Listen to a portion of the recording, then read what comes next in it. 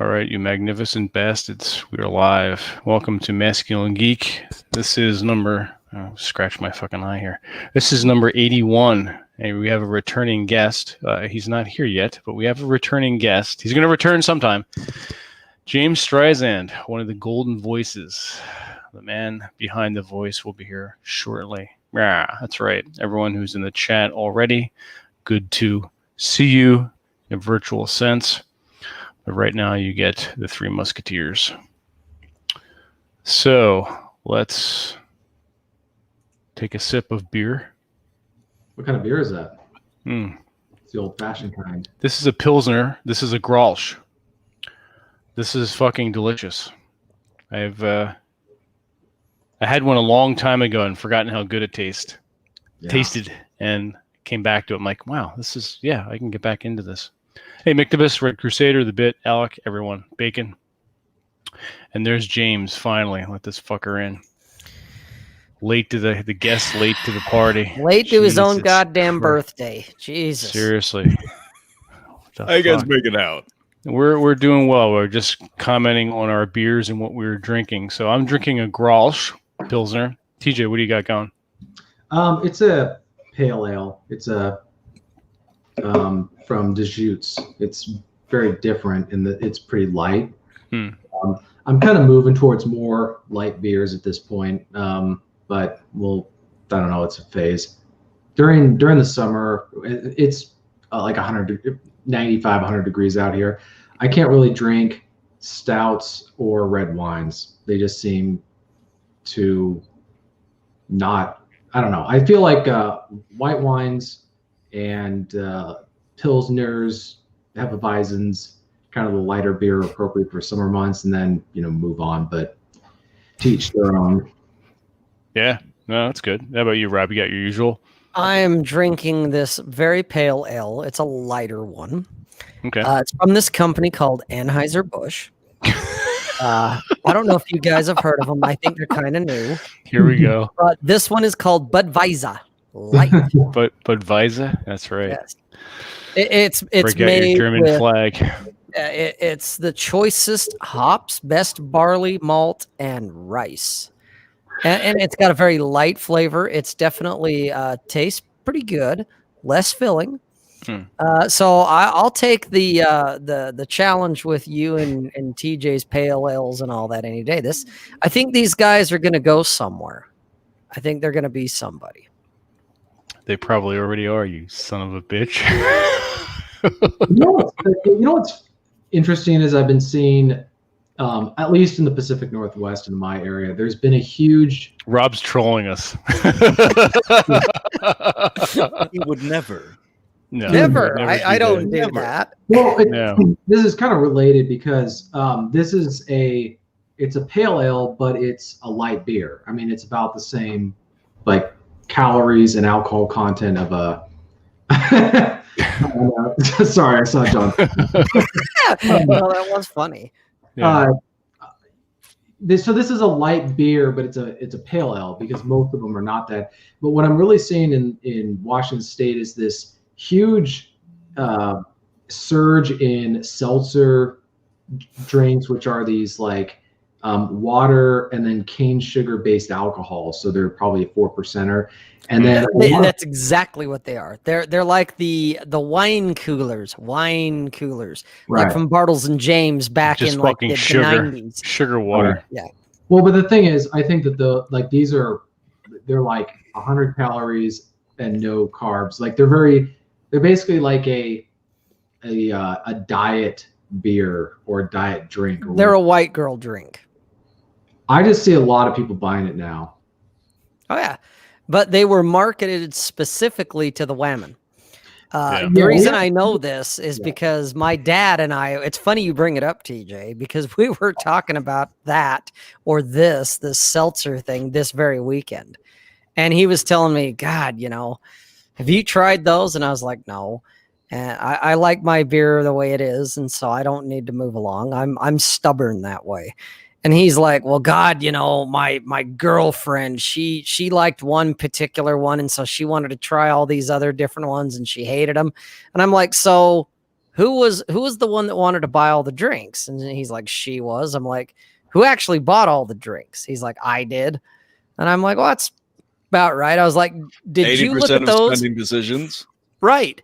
But I was like, Dad, did you walk into the liquor store, to the grocery store, and go, gee, I want a seltzer?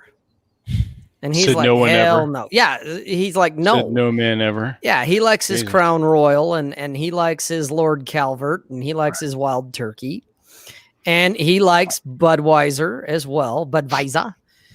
And so there was no point. Yeah, there you go. Bull Rush said it. Just drink a fucking Zima, you pussies. I remember Zima. I do too. You get white girl wasted on that shit. Yeah. Okay. And that's all this is. Everybody in high school drank that shit. Yeah, exactly. Yeah. The thing is though, you can drink a lot of these and they're just, it doesn't compare to say drinking a couple shots of Jameson or of rum. So I'm just wondering, like, what the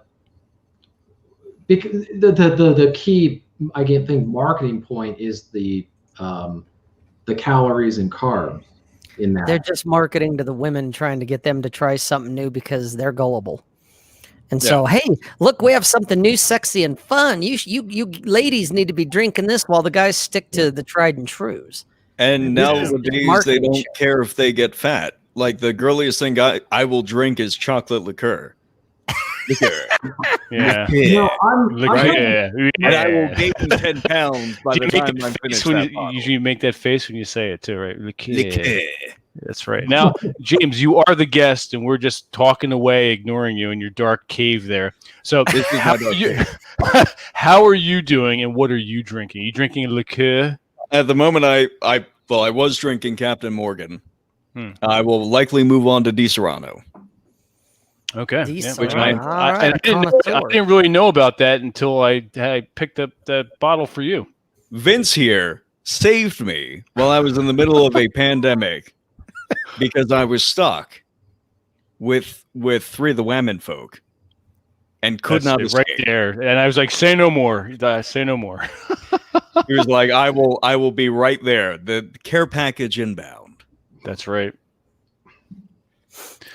But that's what I'm saying, that the seltzers, they're the new thing on the market, and they're only new because the liquor companies or the beer companies, whoever, they're looking for another spike in sales. They're looking for the next thing, because us guys, we have our preferences, whether it's, Crown Royal or Absolute Vodka or Jose Cuervo or whatever it is. Guys tend to find their shit and they're like, I'm fucking good. And I once drank this when I was 15. I have not moved on. There you go. See, that's what I'm saying. It's your go-to. That's me and vodka. It's pretty fucking tasty in coffee too. You're correct. I think the one thing I got to throw out there is one of the advantages of these beers and these seltzer, whatever they are. One of the advantages is they're not taxed like liquor. So in Washington State has the highest liquor tax. You pay 40% on top, 40% tax on top of the price. So if it's like a $20 bottle, you're paying $26, $27, $28 for that or something like that. So for us in Washington State, you can spend a lot more money on beer and wine and other stuff. There's actually a Irish cream that's technically a wine, and so it's not taxed the same as the regular Irish creams are. So I think that's also one of the. I don't know if that's a marketing thing for Washington State. Well, let me ask you this, TJ. Besides yourself, how many other guys do you know sit around and compare the tax rate of beer and wine versus hard liquor? Because Utah's kind of got something similar to that, where the state pretty much runs the show when it comes to the hard shit, especially. In fact, anything that's considered hard liquor or wine, the state has the monopoly. There is no getting around it in the state of Utah. So whatever tax rate they want to throw at it, you're going to fucking pay it. That's just how it is. Now, is there a different tax rate for beer in the grocery store versus the liquor store, for instance? I honestly don't know, because I want I my thought they beer. criminalized selling beer in your state in the grocery stores. No. They didn't get it through? Utah finally got on board, and now they do 4% or higher, and that's only because the manufacturer, Anheuser-Busch, this small microbrewery, this startup, they decided that doing 3.2%, because there was only a handful of states that were doing it, Utah, Kentucky, and a couple others. They decided, you know what, it's not worth it for us. It's the profit margins aren't there, so we're just going to discontinue it. We're not doing this anymore. And so Utah Is that what finally twisted their arm? That is exactly what twisted Utah's arm, because Utah had a choice when it came to buying beer. Like, you could get the higher, the more leaded version in the liquor store, but the store bought, the gas station, the grocery store, the version of beer you would get there for a while, for years and years and years and years, was 3.2 per volume. That was what it was at.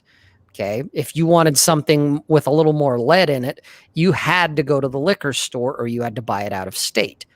Okay. Because that was the law. And Utah has, the liquor store has the law. And so that's just how it was.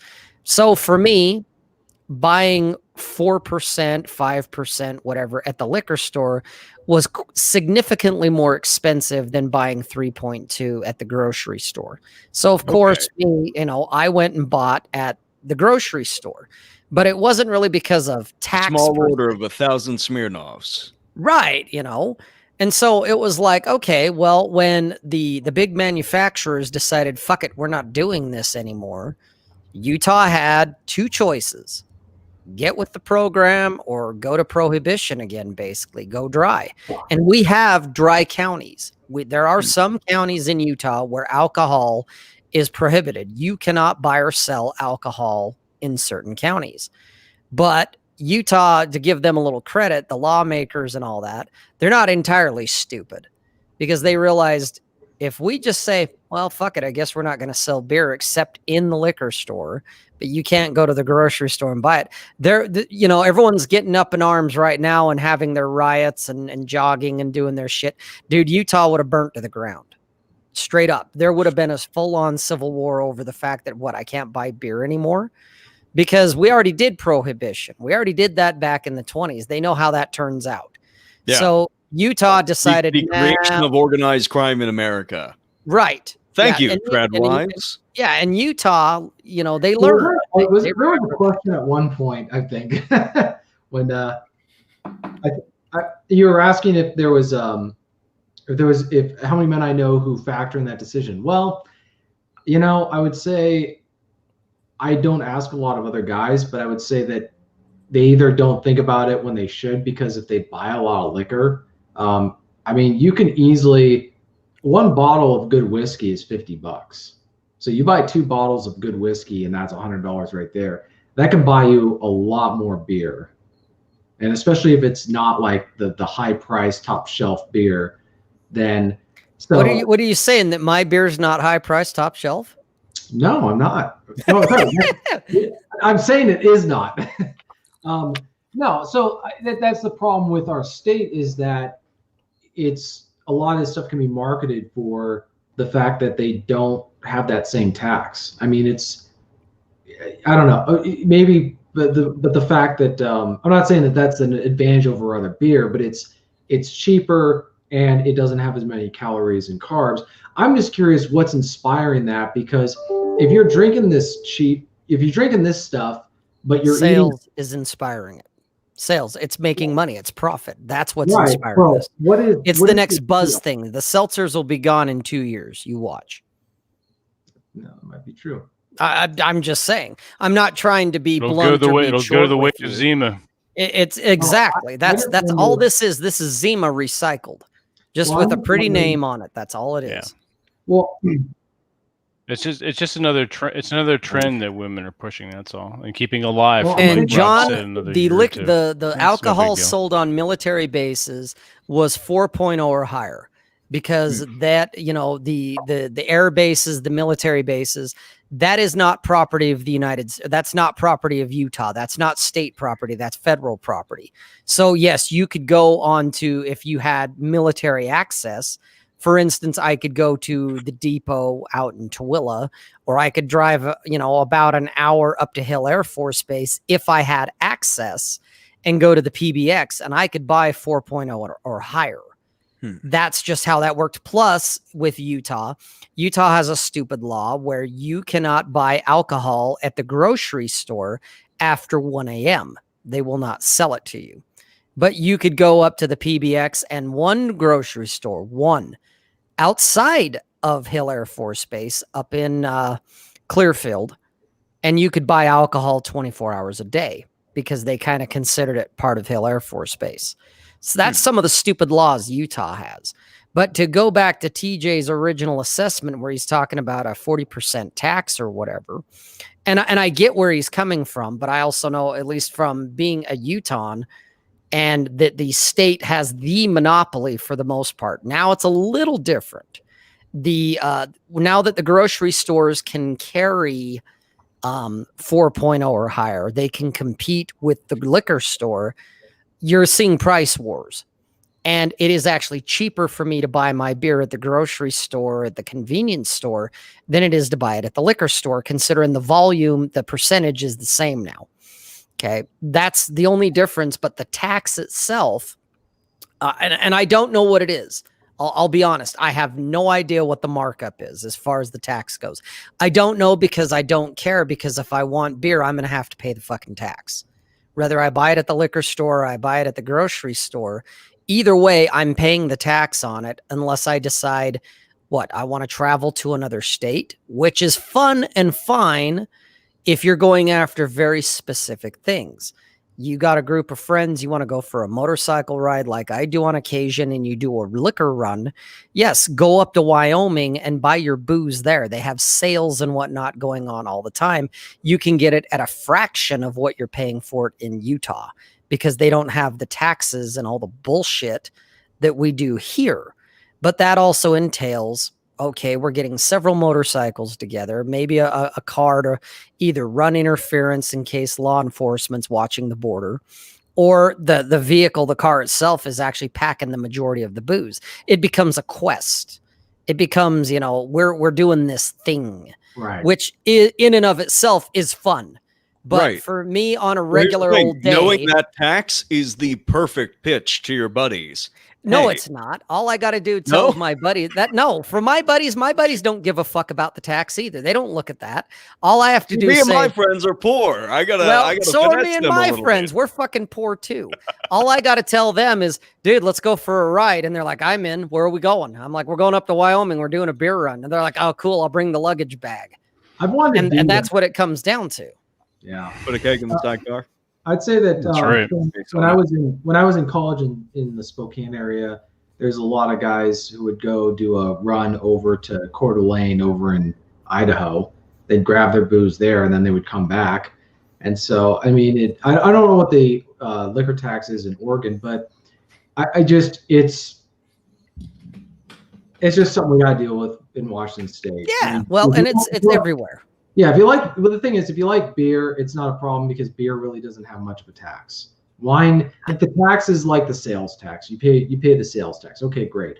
But it's not. We're not talking like the only way that I'll buy a bottle of liquor is it's got to be marked down from its original price. Like if it's regularly $32 and it's at $20, I'll look at it. But it's just so expensive, and on top of that, it's going to my least favorite entity. It's like them donating to like a feminist organization, or no, you're just donating to the state, TJ. Right. That's what you're doing. That is a feminist organization.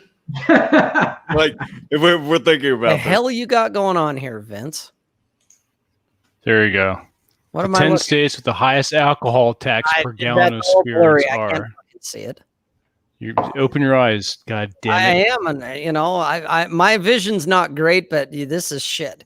Try again. Why is there Alaska on there? That is highway robbery. They need that liquor to stay warm. They need that liquor to All not right, so kill Washington themselves. is the worst. Yep. Followed by Oregon, Virginia, Alabama. Hey, there's Utah. Not a surprise. Right. So we're number 5 on the top 10 list. So yeah, and I could have told anybody that dude, Utah, when it comes to the horse shit, it sucks balls. It does. But for me, it's a question of, do I want to drink and get drunk or do I not? And if I want to drink and get drunk, I'm fucking bending the knee. And I hate it, but it is what it is. Because the alternative is go dry, and everybody knows sober Rob's a boring Rob. And so it's better to be drunk than to be sober. And there's times where it's great to go do a motorcycle run, but I can't do those runs on my motorcycle in the dead of winter because that's a cold ride, a very cold ride. And so and I'm lazy. You fuckers know that. Yes. So there we are. You know, it is what it is. It sucks. But like my dad says, when I bitch about taxes and whatnot to him, he goes, they wouldn't charge it if they didn't need it. So there you go, guys. Wow. You know, look at it that way. It's so. What's the cheapest one, Vince? Keep scrolling. Let's see, because the guys in the chat were asking about that. They were asking Wyoming. There's nothing. Fucking Wyoming, no tax. There you go, guys. New Hampshire, 30 cents. there you go. New Hampshire for Vince, and Wyoming for me. Which again, that's where we usually do our booze. When I go up to Maine and whatnot, I'll have to stop in New Hampshire and just buy a fuck ton of booze. And that's where we do our liquor runs when we do motorcycle runs. We go to Wyoming. So there you have it. Maine makes sense to me because you have all these tourists, you have the tourist season where people are going up to Moosehead Lake. Maine is $12. Now I go up to Maine for different and I actually like to go to Blue Hill. But on the way through New Hampshire for 30 cents per gallon. You're right, Bull Rush. Texas is actually number 5 in the lowest. You're the highest of the lowest. Yep. Fucking Colorado's even cheaper. Jesus, might have to make a run over to that direction. Except, no, Wyoming's better. It's closer. I can be in Evanston in an hour and a half. I think that one of the reasons for the seltzers and all that kind of stuff is because they're easy to drink, and you can drink quite a few of them. That's it. I think that's part of it. Is people want lighter drinks, but there's that, TJ. The other thing I know from my experience of years and years of drinking, and I've done it all. When I was a wee lad and started out whatnot, maybe I was underage, maybe I wasn't, but going up into my 30s. I was nothing but a hard liquor drinker. That's all I would drink. So tequila, vodka, not whiskey or bourbon, because me and them, we have a hate relationship. But rum, all that stuff, all the stuff you guys like to drink other than wine. I never really got into that. I kind of thought that was kind of snooty. But all your hard liquors, gin, all that shit. Except the thing I learned about me, when I drink hard liquor, whatever mood I'm in, it gets magnified and amplified 10 times. So if I'm kind of pissy and I start drinking vodka, dude, I turn into the worst asshole you ever met. If I'm sad if I'm sad and I drink vodka, I turn into the biggest sad sack. Yeah, I'll be fucking crying in your Cheerios, TJ. Whatever it is, and I actually end up fucking mean. Where beer, on the other hand, I'm happy no matter what my mood is. I could be pissed off and I drink beer and I'm good. I'm like, fuck everything else. I'm good. Where if I'm pissed off and I drink vodka, man, I want to go and start like murdering people. And it's like, nah, this isn't good for me. And so, that old saying, demon alcohol. It's kind of true, at least for me, that beer doesn't do that to me. Beer, I'm just happy. Where hard alcohol, I need to be in certain moods. Otherwise, it's like you guys are going to get the amplification of whatever it is. And so that's why I tend to stay away from hard booze now. That and the hangovers, too. The fucking hangovers from hard booze last way longer than beer hangovers do. So, but that's just been my experience for me. That's so interesting to me because I've had this experience where ever since like I said, I was 15 when I when I first started drinking. And then I stopped. No. You may or may not have been, James. We admit or deny nothing here. That's fair. So you could have been, but maybe you weren't. Theoretically, it could have been 14. Theoretically, you might have been underage, but we don't really know. It could have for been sure. 16. I could have been 21. You might have been could 21. Have been 16.5. Exactly. You might have been 12. I don't know. Who cares? Might have been. Keep going. Go. Give or take Keep going. a Story. years, and it just immediately had a calming effect on me and stuff like that. And that's continued to adulthood, where any kind of alcohol I drink, it's like a sedative. Any anxieties that I've ever had, which is like, and the second it hits my tongue, it's like a psychoreactive response. Psychoact. I don't know the exact term. Who cares? You guys know what I mean. Yeah, we know. Yeah, we got it. We got the context. You chill when the booze hits the tongue. I got you. And it just feels wonderful to me. And that was case in point. I had to deal with because Rob, I never fulfilled my promise. I never made the Lexapro thread, which was unfortunate. But I have the opportunity now. I was on an SSRI for a month. And I want to know all about that shit. Yeah. Okay. So I was really nervous about going on this because the idea of like let me stop you real quick, James. Mm-hmm. Why were you getting on an SSRI? That's my first question. Why? I had something where I thought I was having a heart attack. Okay, so maybe you're having anxiety attack or something like that. It ended up being a panic attack. Okay, supposedly. Fair enough. But did the AKG and stuff like that. And I had, Bull Rush. We are going to get to that. Trust me. That will make multiple appearances here. Nice. Okay, but that was my first question because I can't imagine someone just sitting around going, I need some Lexapro. I need some fucking Prozac. I can't imagine that because I've never met anyone, and you would be the first if you were like, I was just chilling and sitting on my couch and decided, I want to try out SSRIs and see what it does. I chew on that shit like candy. Yeah. What's the worst that could happen? Right. Yeah, right. So at least you had a focal point. You were having basically a panic attack. There was a reason. There's an underlying reason. It's dude. I was at the golf course. I'm in the middle of work, and my heart starts pounding for about 10 seconds, and I'm like, maybe I drank too much coffee, which would be stupid because I drink multiple soup bowls worth of coffee in a day. And why would it start now? And then I'm like, well, maybe I breathed in too much exhaust. That could have been. That's fair. Listen, some of these green mowers have so many leaks, and occasionally they've been overfilled with oil, and it's just like you're standing behind a Mack truck, while the driver is farting. Fantastic. Let's just make the situation as bad as possible. But then my heart starts fluttering for like the next 30 seconds. I have my hand on I'm like, I cannot feel my heartbeat. It's just like little vibration. You got some kind of arrhythmia going, like a heart murmur. That was one of the other literally having a fucking heart attack. Yeah. Well, it felt like it. It's going for like 30 seconds. I'm beginning to get lightheaded and dizzy, and I'm like looking around to see like, all right, that guy's on the rough mower. Let me position myself so if I go unconscious and fall, I will. You're not going to get run over. Yeah, he will likely see me. My first concern was, will he see me? My second concern was, let me make sure I don't get like, this is it. Let's make sure that this isn't the end to a horror movie. And I'm like, finally, I just said, I'm like, okay, I need time to talk to the doctor.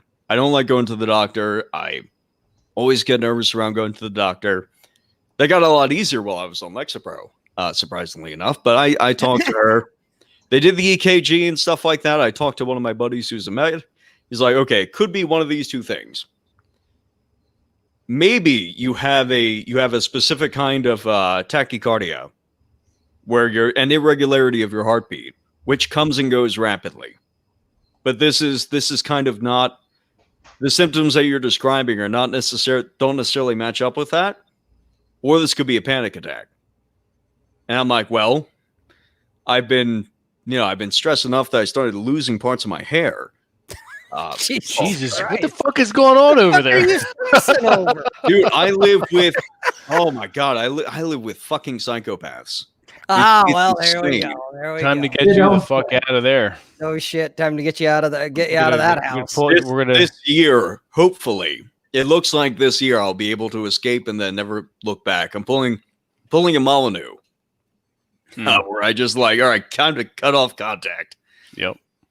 So I go to the doctor and I start talking with her. I'm like, yeah, she's like, well, do you want counseling? I'm like, nah. Give me the med. Let me have an actual solution here. I've done counseling before. Counseling can be nice sometimes. I am in the mental equivalent of a gunfight. I would like give me some bulletproof armor. Give me something to help me out here. And she's like, all right, well, we'll just start you off on Lexapro. And I'm like, it's that easy. She's like, yeah. And I remember getting home to my medic buddy. I was like, hey, can you tell me why is this so easy for them to prescribe? And like, well, it's really hard to overdose on it. If you take more Lexapro than you should, you're not going to die. You're not going to die. You'll just really regret having like fucking candy. Yeah. And I'm like, well, I figured there would be some other considerations as like, well, let me guess. If you take too much Lexapro, it's like having heart arrhythmia, like you had when you went in to get the Lexapro. Yeah, exactly. I'm like, well, what if this completely wipes my personality and makes me hate myself because the horror stories of SSRIs are all out there, well documented. Yes. Yeah, just completely freaked me out that they were this easy to get a hold of. But I'm like, all right, well, I think I need them, so we're gonna fuck it. I can't trust anybody. I'm gonna go forward with this. I'm gonna quote Christian Hayden Church to Paul Giamatti in the movie Sideways. Fuck Xanax, fuck Lexapro. You need to get your joint worked on. Yep. A blowjob will fix that. Yeah. Listen, I will take all options here. I'm willing to wage a war on all fronts. A war on all fronts about this. Is Aaron Clary in the house? Why? Nope. What's he going to do? Is he going to offer a 4-hour nap and fap session? Yeah. Oh, okay. There you go. That's his answer to everything. I mean, I saw that course. I'm like, maybe I'll try this next. There you go. So you got prescribed this mind-altering brain candy like it was no big deal. Right. The ability, the speed, and the here you go. Here, have some of these. Yeah. I was looking at her like, listen, I need you to make it seem like it's hard to get this, or I'm actually just going to have a panic attack right here. I'm actually just going to repeat the process so that you could hook up the EKG just so you can make sure that nothing's going on.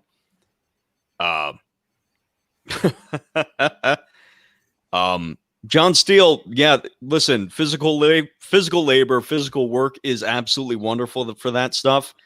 My day job at this point is more so for physical labor than it is for pay, because it's just so nice to be out in the sun for a certain period of time. Maybe not that out in the sun. It's nice to work with my hands. It's nice to see like the fruits of your labor immediately. Is a nice thing about manual labor. Yeah. But it just wasn't doing it for me. So go on Lexapro. And hey, Mac, I saw you in the chat. And Mac actually saw the side effects of this because I was in like a lot of Discord calls with them. First week. No, the thing about SSRIs is they don't give you a benefit for like the first week or so. They give you, but you get all of the negative side effects right off the bat. So for me, there's this funny thing about SSRIs is the same parts of your brain that they're targeting are also connected to your gastrointestinal system. Uh-oh. So if you take that pill, you're not going to, like, if you get super I haven't thrown up in probably a decade, but I was the closest I've ever been. And the worst part was, had I like quote unquote thrown up the pill, like there's nothing that throwing up would have done for me.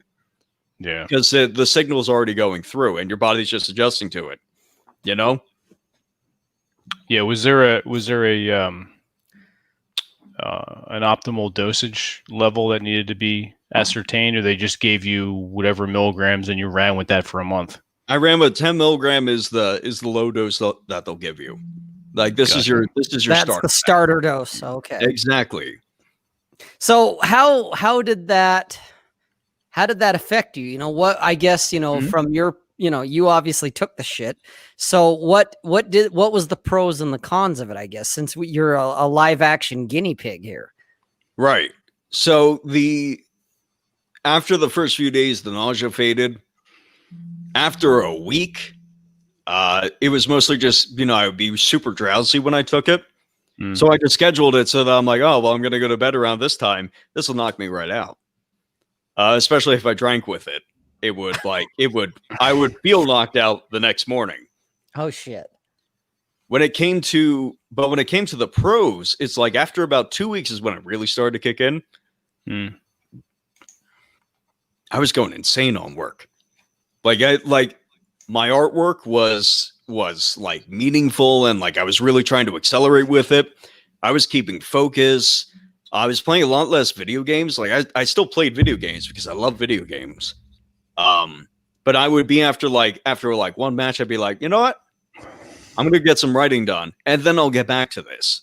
And then I would just have like a 4-hour binge of really like engaging work that I get to enjoy.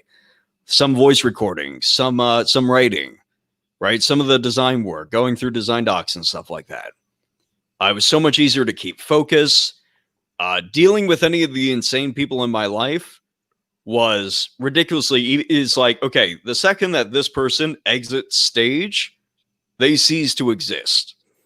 Interesting. These people that I'm dealing with right now that are like, that have all this power that they're kind of holding over my head and stuff like that.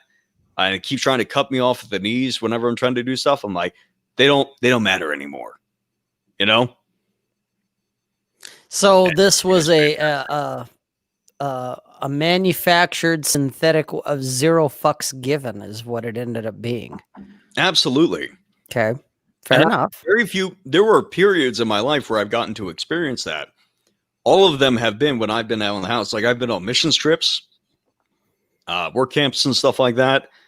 The occasional vacation, of course. Right. I was out with my friends. And it was just like the fact that I could take a pill and get that experience was alluring and weird, Yeah, really. Kind of concerning. I'm like, which is why I did not refill my prescription on it, Okay. Yeah, I could see the allure of it. Basically, kind of a dependency almost, the beginnings of it. Because of the fact that, hey, I have ZFG. All I got to do is take a pill. I don't have to do anything else. I don't. And now you're relying on that pill. Yeah, exactly. Yeah. You become reliant because when the pill wears off, the fucks start coming back, basically. Which is what happened.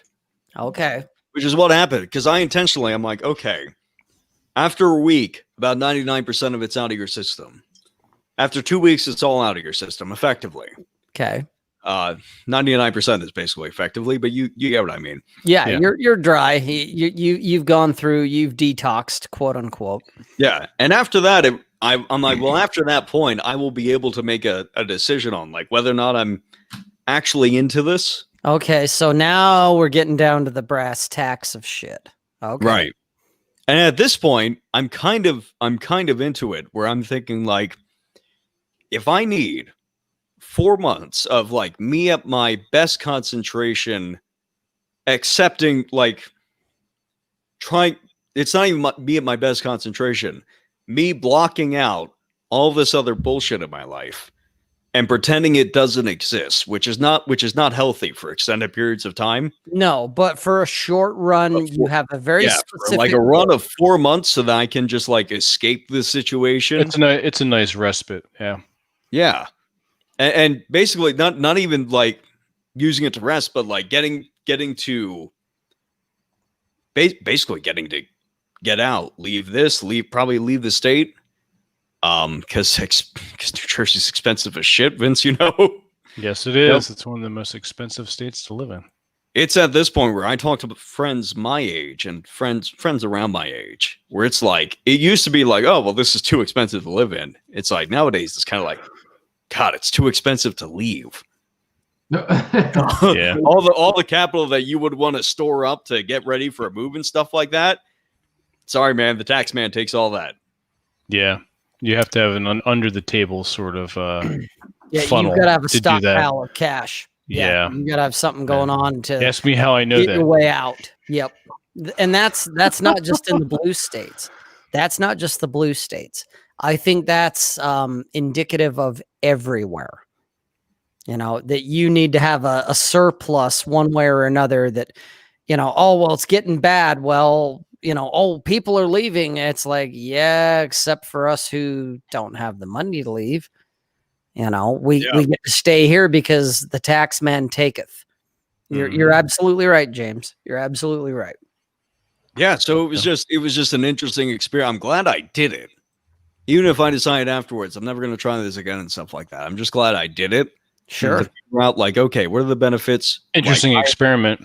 Yeah, I have this thing that I can draw on when I'm talking to other friends who are considering this, you know? Well, I'll tell you, I'm glad, you know, I remember when you first started talking about it and I'm like, oh, I'm looking into this with interest, not because I've considered getting on it, because personally for me, it's like, oh, no. But that's me. But I'm curious about it because I know enough people who have done it, are on it. They whether it be Lexapro or Xanax or, you know, you name it, you know, Prozac, whatever. They're on some kind of an SSRI, and they've been on it for years. You know, that they don't know what their baseline normal is anymore because they've been on the medications for so long, and they've had to switch up medications because they developed a tolerance to prior med. And so you talking about it where it's like, okay, you're just starting out with this. From what it sounded like to me, you were going in very lucid, very, okay, I'm making a conscious choice with this versus a lot of the people I know, they had whatever their issues were. They had a panic attack or multiple in a lot of cases. They had their issues that they couldn't deal with. And so they went to their doctor and said, you know, I'm having all this stuff. What can we do?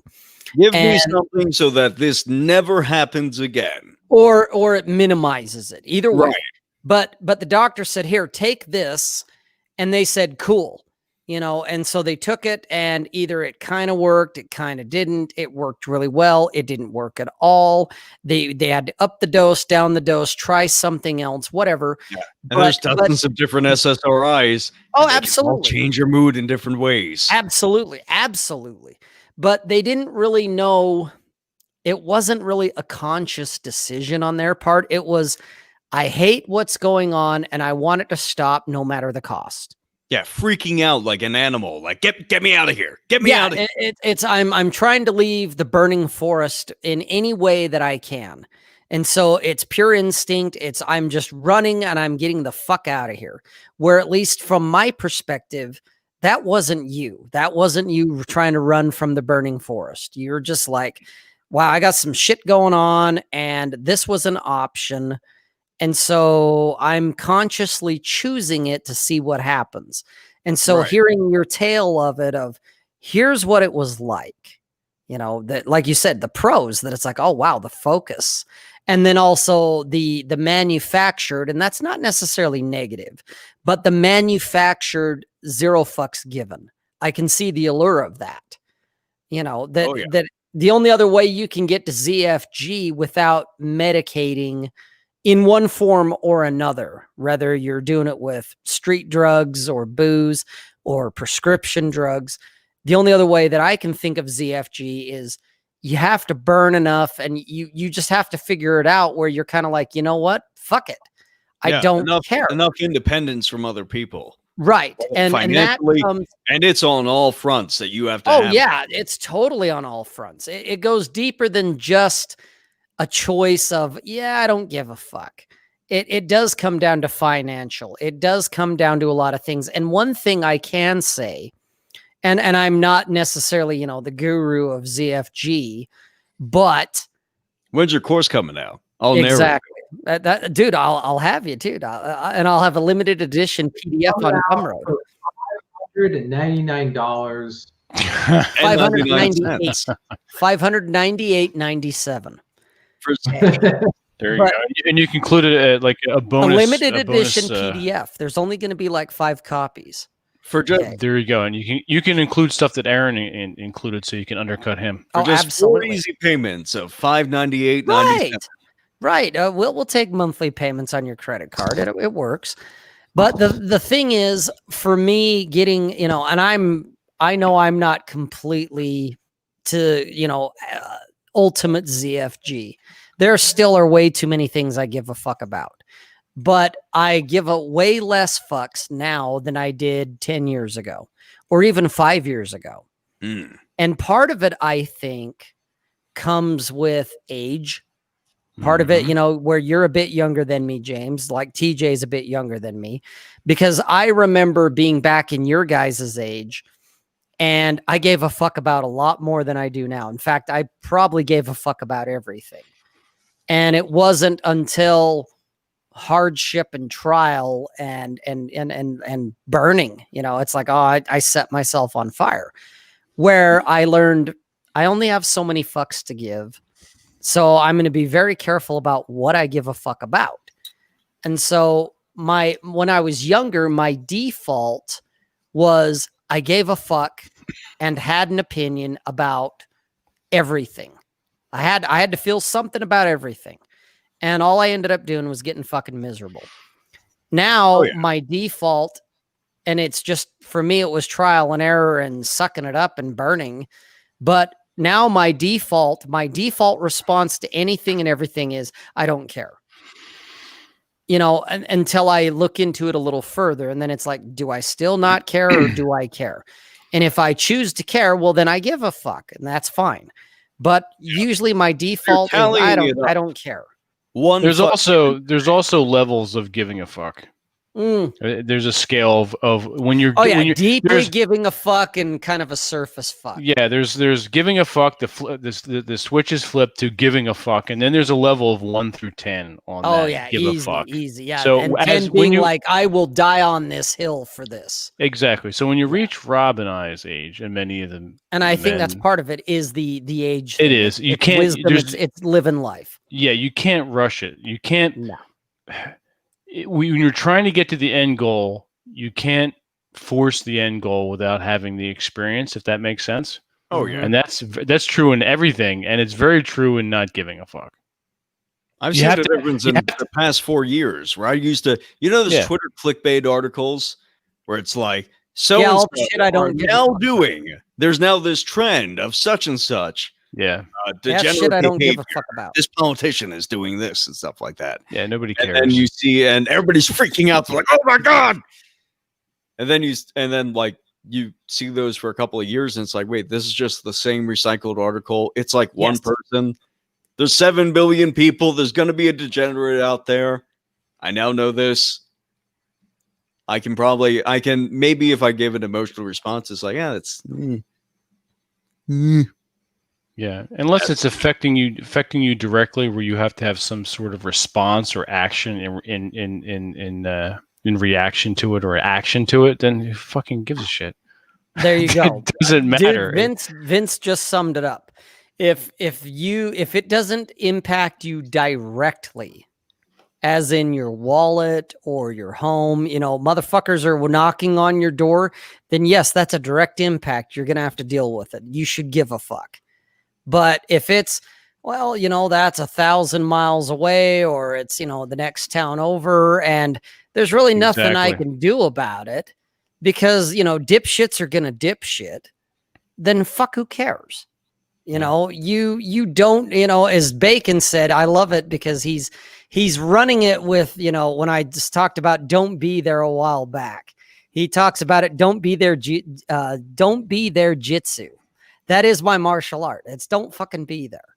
You don't need to put yourself in harm's way. You don't need to give a fuck about shit that doesn't matter to you unless it's directly impacting you. Absolutely. And that to me is Is it fucking with you personally, physically? No. Or your family. Or Yeah, your well, friends. thank you, Vince. Yeah. That was number 2, is your extended circle, the people that are directly in contact with you, your loved ones, your children, your spouse, girlfriends, whatever it may be. Is it impacting them directly? No. Okay. Absolutely. What about, is it affecting my paycheck? No. Well, then fuck it. Who cares? Yeah, these people paying my bills? No. Then get the fuck out of here. Exactly. There's only so many fucks to give. And so that's the whole thing with the outrage. It's like, oh yeah, I know my junkie levels. I know my hot buttons. That's know thyself type of shit.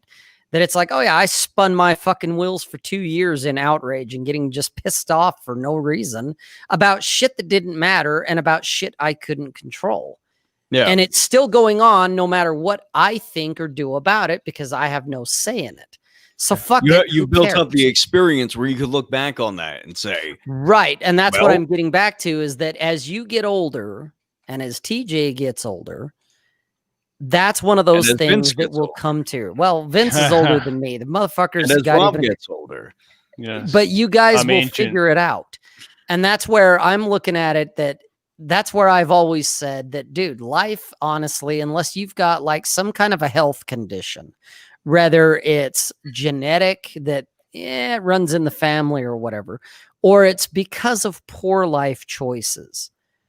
Either way, unless there's those two things, genetic or poor life choices, for the most part, as you get older, life gets better. Because that's the wisdom. That's the, I've lived it. I've realized, wait a minute. Well, this shit doesn't matter because I can't control it. It's not affecting my paycheck. It's not, they're not knocking on my doors with pitchforks and torches. You keep an eye on it so you're not caught unaware, but otherwise, why get all worked up over it? You end up like Aaron Clary, you develop gay hand and you get cancer, and it's like, why bother? And then you make a course. Yeah, and you make a $600 course about it. The $399 nap and FAP course. No, the first problem is there's that. all the rum. That's why you drink all the rum. Then you go. Aaron's the reason why the rum is fucking gone. He is. Yeah. And the best part was the lack of self-awareness. Is he's like, wow, you homos are sure starting early, as he's pouring 3 fingers worth. And it's like, really? He didn't even look. I'm pot. You're black. He didn't even look down. He didn't even look down at the mug. He just knew. No. The point is, he was saying that while doing the gay hand, while pouring the rum. That's true. That's what I'm saying. His lack of self-awareness was astounding. Yep. It's like, you're giving us guff because we got up early and decided to watch the sunrise, and we decided to have a couple of drinks while we were doing it because why not? And you come up here going, hey, oh God, you homos, what are you doing? Oh, Jesus, you guys are starting pretty fucking early. And it's like, says the man who's pouring 3 fingers of rum while he's talking. Really? Hello, pot. I'm kettle. You're black. Tell us that we have we're hypochondriacs. There you go. I mean, that's kind of the next thing. It's like, confusing a stomach ache with a cancer or something like that. All right, go figure. Bacon, that would be a great course because that is my thoughts. Don't open the door. Don't. Right. I won't. It's when motherfuckers come unannounced to my door in real life. This is not an exaggeration. When I hear the doorbell ring in the past, when the ex-girlfriend was living with me, the fucking doorbell would ring and we would look at each other and I'd be like, you expecting someone? She's like, no, are you? And I'm like, no, everyone that knows me knows they'd better announce themselves before they hit the door. They better call me or text me and let me know, hey, I'm coming over for reasons. Yeah, no one likes people dropping over. I hate fucking dropping. Yeah, I hate that and shit. Usually I will not even answer the door. But on the couple of occasions where I decided, let's treat them like Jehovah's Witnesses. Worse, I went down to my door every time armed. Because I don't know who the fuck's on the other side of the door. And I've got tinted windows on my goddamn door where I can see who's on the other side of it, but they can't see me. And most of the time I'd be like, I don't know this motherfucker. And I wouldn't even bother answering the door. I'd just turn around and go back up the stairs. And on the handful of occasions I answered it, I had firearm in hand down by the side of my leg, where they couldn't see it, but it was there. And I would answer very bluntly. I'd be like, "Hi, what do you want? You know, why are you here? Why are you knocking on my fucking door? I don't know you." You know, and it would take them back because they're like, "Whoa." And then there's that time you ordered the pizza and you forgot you did. No, that's bullshit. I never forget a pizza because there's no such thing as bad pizza. There's just some better than others. It's like pussy. There's no such thing as bad pussy, just some better than others. So well, I always know. Pussy I would agree with. The pizza, No. We're gonna have to respectfully agree to disagree, Vince. Well, even that Red Baron shit that's cardboard. Rob, have you ever had disgusting pineapple on pizza and didn't realize it? That's how you I'm not a pizza. Degenerate like you. Exactly. Well, I didn't realize that's what it was. That's how you fucking ruin a pizza. That, my friend, is a bad pizza. Well, that's just because you have no taste in pizza. That's like licking asshole. I was not making the pizza. Well, but you ate it anyway, so that says a lot right there. Hey. Shh. Well, pizza is pizza. Leave the pineapple off. It's still pretty good pizza, even when it's cardboard. Exactly. I don't like vegetables on pizza by and large, so I could just kind of like scrape them off. And it's like, you can pull off those mushrooms. No. You can't scrape pineapple off a pizza. It's you can't scrape communism. Here's the thing. I get that hint of flavor, and then I get to pretend like I did eat it. And I could say, yes, I have had that before. Didn't like it. That's just LARPing. No. So I would just say this. I'm a traditionalist when it comes to pizza, meaning no pineapple, but also I'd hang out with my buddies and we would go to a pizza place and like, oh, can we get the barbecue chicken pizza where it's instead of meat, like spaghetti sauce, like traditional pizza sauce, it's barbecue sauce. Instead of sausage or pepperoni, it's chicken. No. Yeah, exactly. There's an answer to that. It's no. Yeah. That's the fucking answer. Exactly. That's the answer every time. No. I do that all the time. You want your fucking communist pizza. You go order your soy pizza.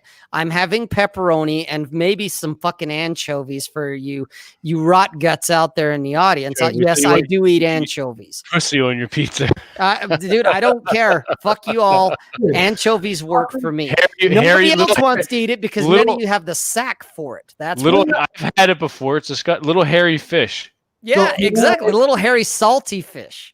The whole trinity of meat for pizza is sausage, pepperoni, and bacon. Bacon, yeah, that's what I get when I order pizza. The sausage I can do without. Yes, bacon. Yes, I order bacon on my pizza all the time. But if you're going to have a pizza and it's going to be a meat lovers, you have the trinity. You have the Three Musketeers. You have the Three Amigos, the Three Stooges. It's a three pair. It works. Don't mess with it. Instead, we got people saying, oh, well, why don't we? And they have the weirdest combinations on their pizzas. And it's like, why? If you want that, just order something else other than a pizza. It's like saying, I want. You get this on a hoagie. Yeah. It's like, I want a lot of guys in the chat showing their true colors. Jesus exactly. Christ, you know what? We need to separate the men from those who put pineapple on their pizza. Remind me not to share my pizza with Rob next month. Thanks, Amos. Oh yeah, I do like mushroom on pizza. I'm a big fan of mushroom because I just love mushrooms in general. Mushrooms are okay. Mushrooms it depends on the mushroom, I suppose, but it's the texture that always gets me. I'm not overly. It's like with onions with different recipes. It's got the texture has to be the same. So like if you do turn that shit off. Yeah, if you do potatoes with onions, it works because they're the same texture, but you gotta do it right. But if you're gonna put very true, McTheBest, very true. No, if it's tossed up between the two, I would take the pineapple over the mushroom. Yes. Well, you're both a couple of commies.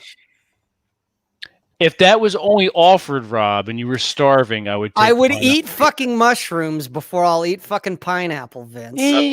Pineapple and mushrooms. Fuck all y'all. Dude, here's the trifecta. TJ brought up a good point. I'm going to give you the fucking trifecta right now. It's pepperoni, bacon, anchovies, and extra cheese. Fucking fight me. Okay. I'll fight you. Anchovies, you little fucking hairy fish. I will fucking fight all of you at the same time. Fuck you all. It is I will bacon, take extra bacon, cheese, Here's the thing. pepperoni, and fucking That's my anchovies. submission. You can also put olives and some of the peppers on a pizza, and it's like, okay, you're putting a few flavors onto it, you're trying to add to it, but it's like, I don't want to see like like some of these pizzas that I see, I just think Mictobus, pineapple and pepperoni for the win. He's a communist. He's a communist, I'm telling you. Artichoke and anchovies. You know what? Artichoke is actually all right on pizza. I'll give him that. He redeemed himself there. Artichoke's okay on pizza. You know what? The thing is, Things that swim don't belong on pizza. So Joe just outed himself as a communist. All right. I know who my real friends are here, and a lot of you fuckers in the chatting. Rob's got his pineapple on pizza test. No, not pineapple, anchovies, asshole. Oh, anchovies. Get it right. If you order a pizza and someone is wondering, like including the waitress or waiter, is wondering, why don't you order something else on the menu? It's probably not a good idea. Now people will say, well, what about pineapple? Nobody orders anything with pineapple in it except a foo-foo drink, which you shouldn't order. You should order whiskey. So, fucking Red, you and I cannot be friends, dude. Just letting you know, we're not going to be friends, dude. After this, I always wondered about you. Now I know the truth. Jesus Christ! I'll Women bet in you my guys. family Did that involve Amos? Phase after that.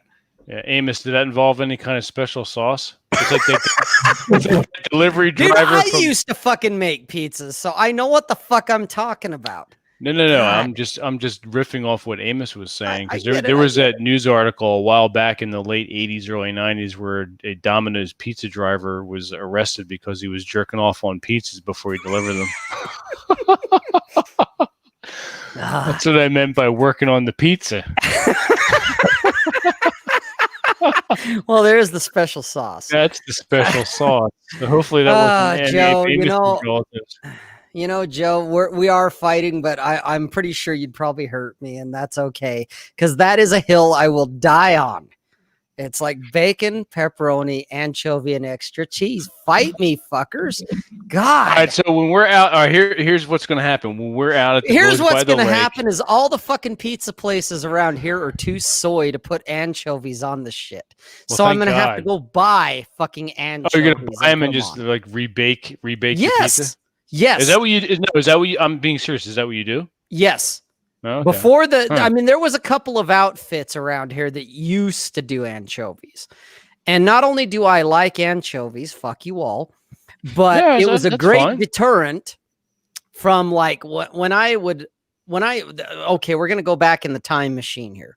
When Rob used to live at home with mom and dad, long time ago, Rob worked at a goddamn pizza restaurant, not a fast food. This was a fucking restaurant, and Rob was the pizza guy. I made the fucking pizzas.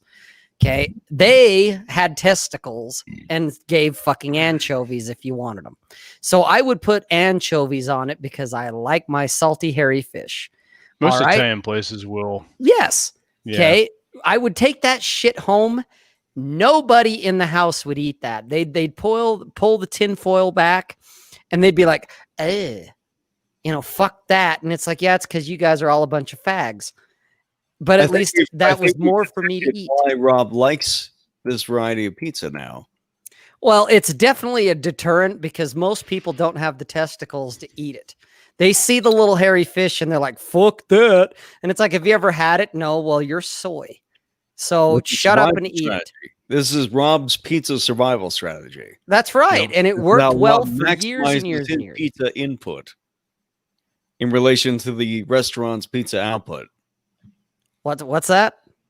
This is how Rob maximizes his pizza input.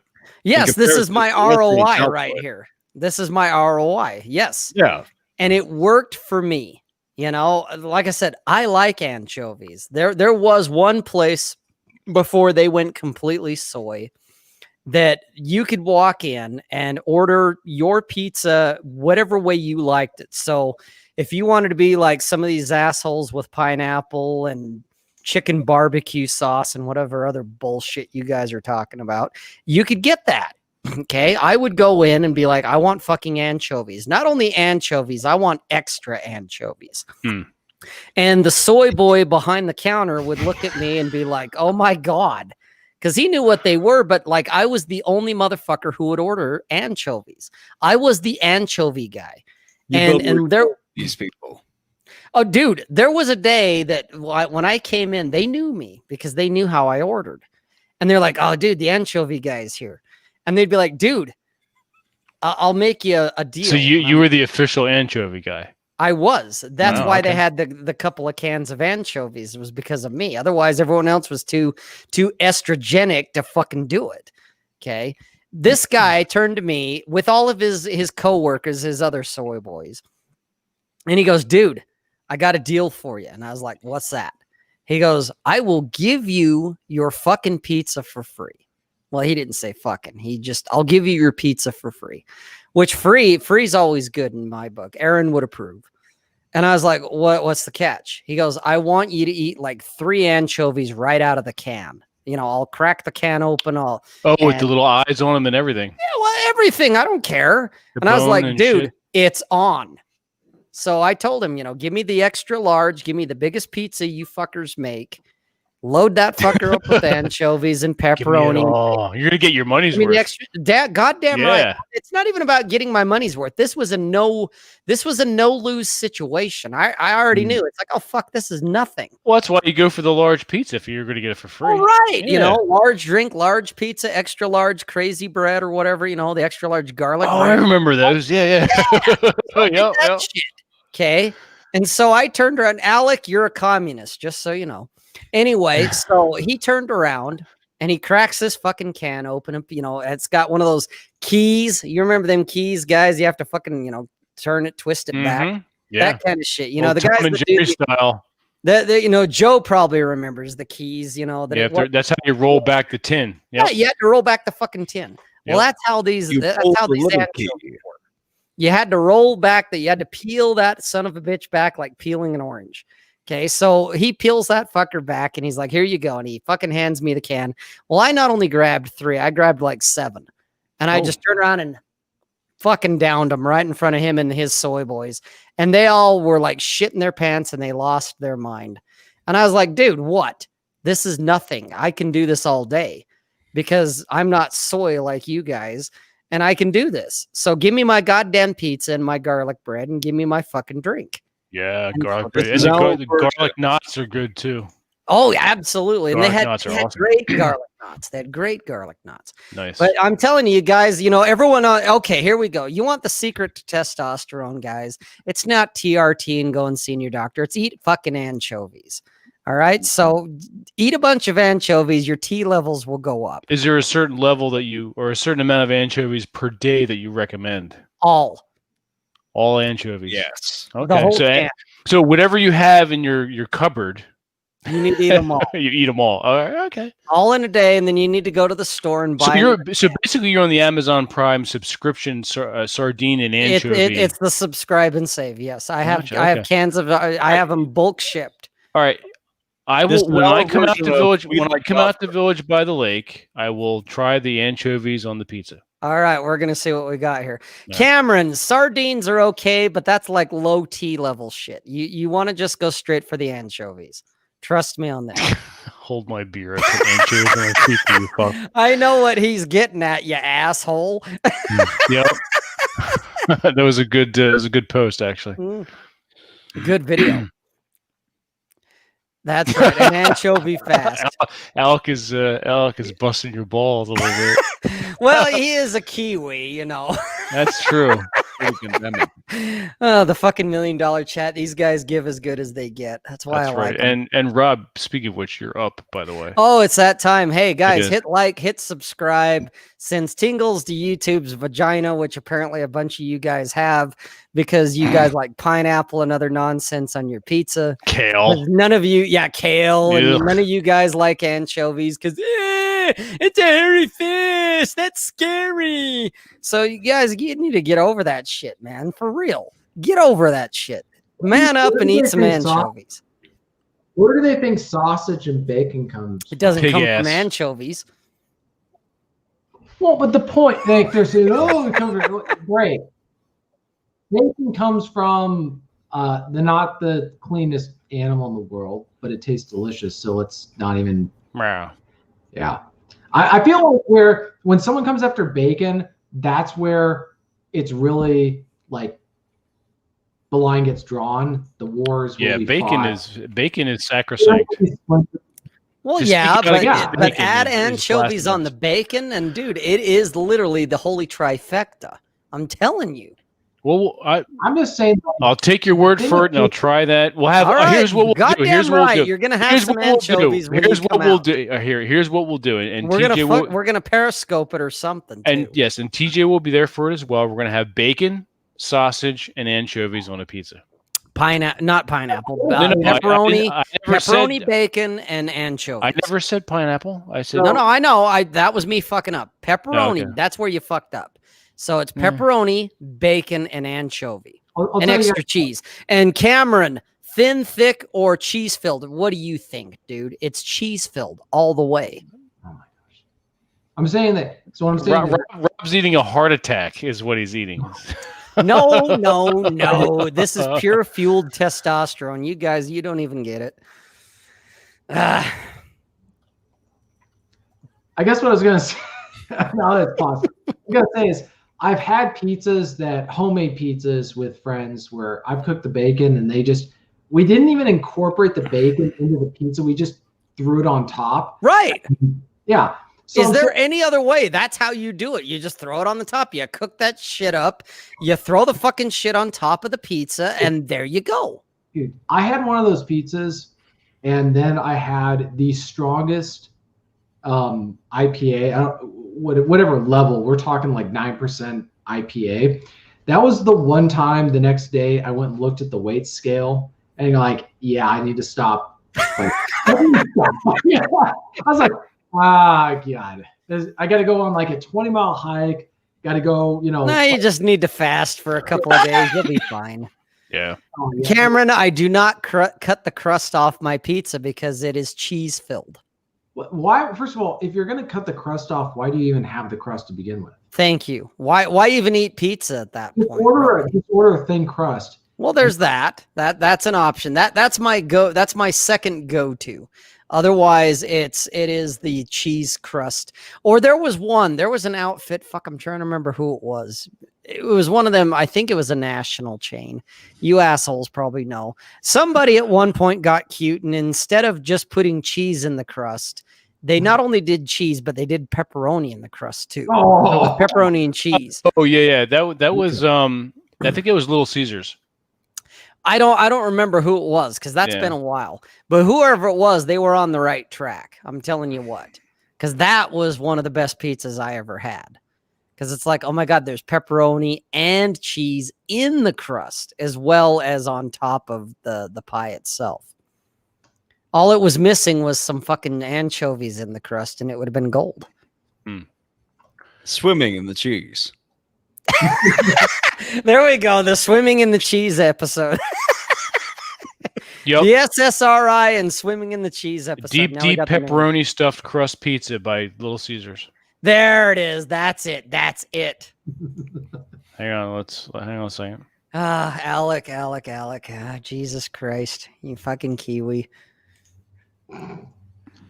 Yeah, dude, there's some pizzas where we went to years ago. This was so long ago. This was back when my buddies had to like encourage me to drink beer.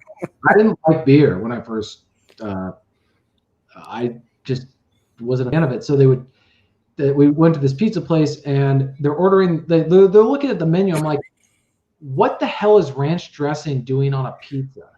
I was looking at the menu and just like, is there a real pizza? And they're like, TJ, you're plain eater. I was like, no, I'm a straight white man who wants my damn pizza the way America made it back when we were winners. Like, what the hell, Like, if it was good enough for my ancestors, whatever. It's like, I just pepperoni, bacon, and sausage. Let's make it happen.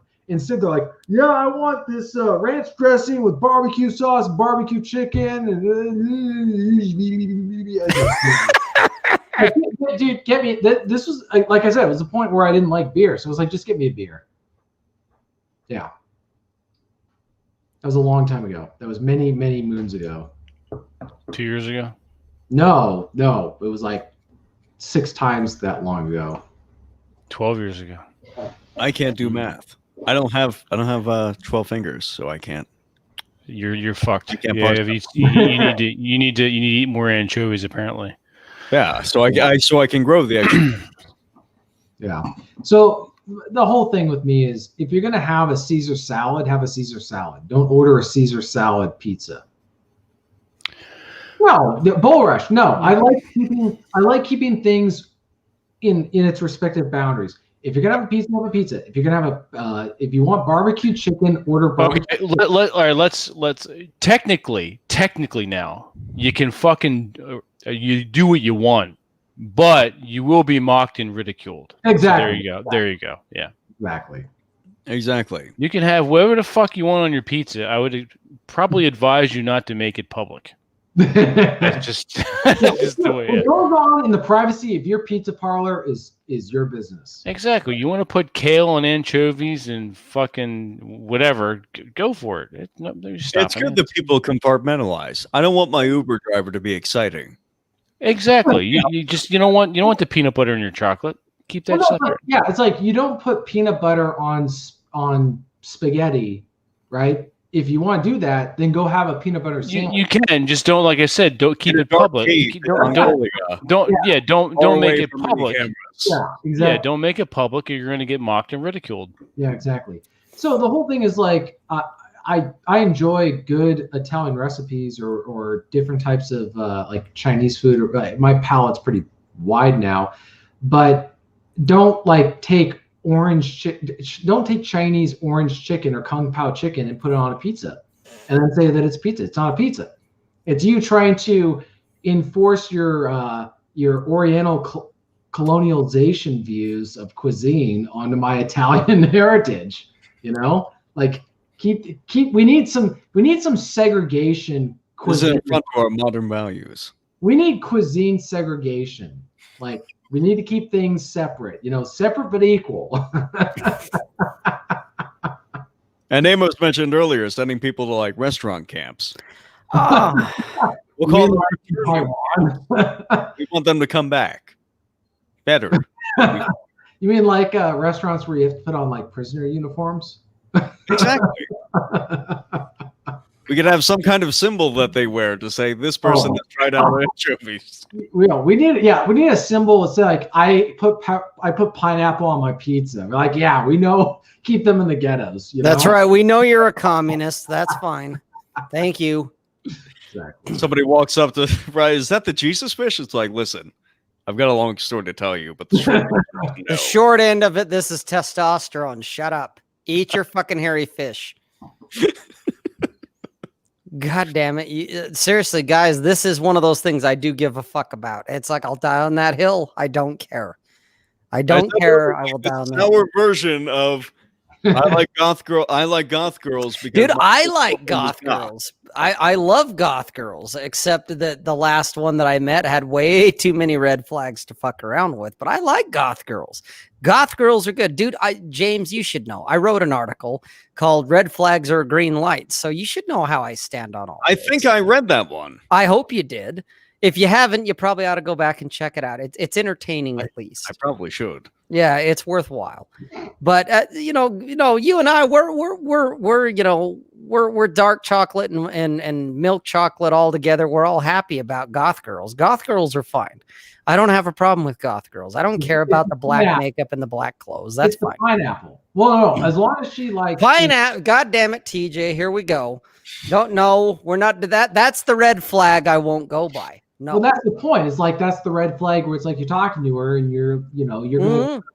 This is almost okay. I got you, TJ. I jumped ahead. I got you. Yeah. I got you. Yes. Goth girl, that is the red flag. That's too far. Yeah, what the fuck happened? It's almost like you're on a date. That's like you were on a date, TJ. Oh. I don't know. I went, took a piss, and I got another beer. And you're talking about dates. We're talking about red flags, and pineapple is a red flag. Dates on your pizza? What's going on? I'm saying that if you go on a date, like a first date, yeah, or whatever it is people want to call it now, and you go to order a pizza, and she goes, "Well, can we have pineapple on it?" It's just like you just get up and walk away. You're just like, "Excuse me." You excuse yourself. You say you're going to go to the bathroom, and then you slip out like you climb out the window. Yeah, you climb out the window. No, you walk out the front door like a man. You say, "No fucking pineapple on my pizza." Well, no. Then what you could also do is write a note saying something about the pineapple, give it to a waitress and say, "Can you give it to that girl alone by herself at that table?" And then you've done two things. You send a message to her, and then you've also sent a message to the waitress so that she can learn by her example that ordering pineapple on pizza is going to make you alone.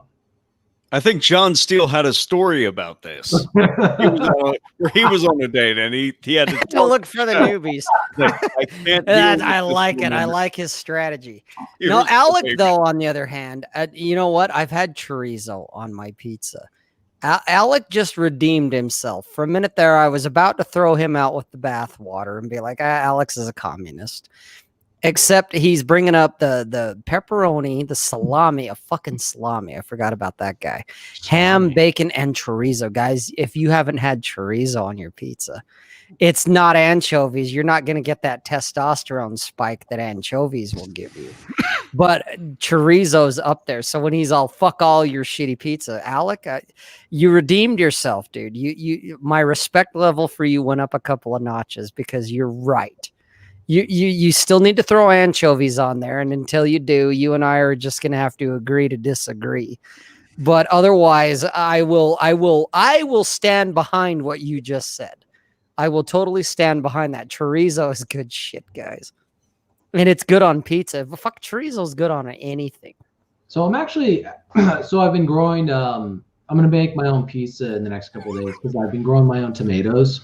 So I'm going to be roasting the tomatoes on the pizza, and we'll see how that goes. I bought the dough for the crust and the cheese and all that kind of stuff. So we'll see. I roasted some tomatoes last night. It was actually good. Fucking McTubist. God damn it. Dude, you know how to ruin a party. I'm telling you what. Yeah, sorry, TJ. Sorry, but McTubis is over here going, "Hey guys, I crashed your party. Look what I got. I got chorizo and fucking pineapple. Pineapple for you guys to try." Fucking McTubis. God damn it. So there's the room where Aaron's got the gay hand, so you can join him. Over there. That's right. You can go hang out with Aaron and do 4-hour nap and fast. It's one of the circles of hell, actually. It's probably the fourth circle. Your rum glass is always gone. Guys, John has shown his true colors. Yeah, garlic infused olive oil? No, modern life dating John.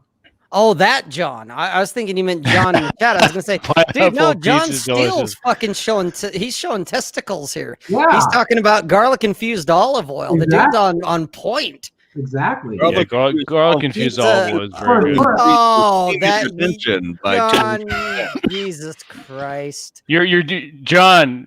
Now you're disappointing. Pandering. You're disappointing. You're very much disappointing Rob right now. So we talked this. God damn it! And here I thought, out of all the guys that I wondered, could you be a communist? I thought modern life, John. Nope, he's red-blooded all the way through, and yet here he is showing everybody I'm a communist. And it's like, Jesus Christ, John. I thought we were friends, man. God damn it. I don't know if we can talk after this, dude. And I've been on your show, man. I know, right? Jesus. It's a letdown. Dude, that's an understatement. That is an understatement. That's like, copping a feel and you find out that she ain't what she was. And it's like, Jesus, like, John. Wait a minute. Wait, yeah, Rob, that's a very graphic analogy. It's like that scene in Crocodile Dundee. That's how Lee. this is, TJ. That's how I feel. That's how let down I feel right now. It's that because scene when I was thinking of dudes with testosterone, modern life John was like in the top 3. I'm thinking, yeah, this dude, I don't give a fuck what anybody says when they give him shit. Even that asshole Aaron Clary giving him shit, making him look like a goddamn sea lion or something, or a fucking walrus. Funny. It was funny, but I'm like, dude, that's so not John. John's just nothing but pure testosterone. Well, that's why he did it. Because I realize that, but now I'm kind of like, God, maybe he is a walrus. Now you have to wonder. Jesus Christ, John, dude, I feel like my cat died or something, man. This is disappointing. God damn it. I don't know if we can be friends, dude. I just don't know. Jesus. Well, we're gonna have to keep the rum away from him and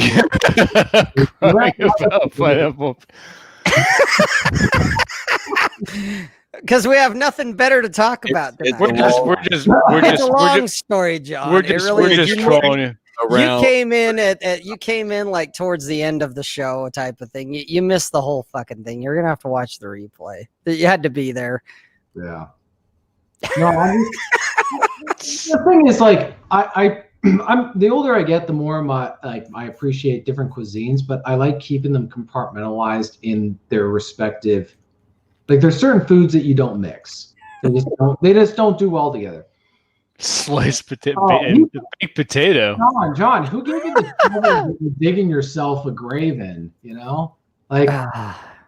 Anyways, fucking mayo. Jesus. Have you ever had squid on pizza? John, you're the only person I could deal with squid because there's going to be some salt factor. Cheese stuffed crust, I can appreciate that. So he's not nearly Aaron. Cheese stuffed he's got some tea. He's got some tea levels. We were just talking about that, John. Stuffed crust cheese with pepperoni. Yes, with pepperoni in the crust with the cheese. And garlic nuts. So I'll give an example. So there was a pizza that their place that used to operate that I would go get the lion's mane, they would call it.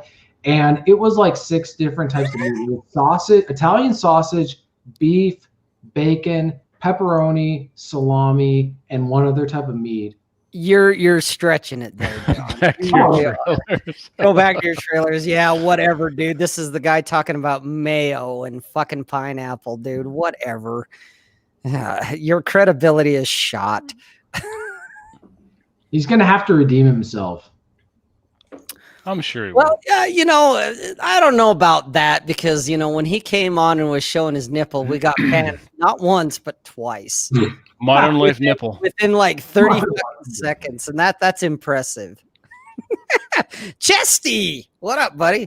Hey, Chest. Speaking of masculinity, here's the guy himself. So he showed up.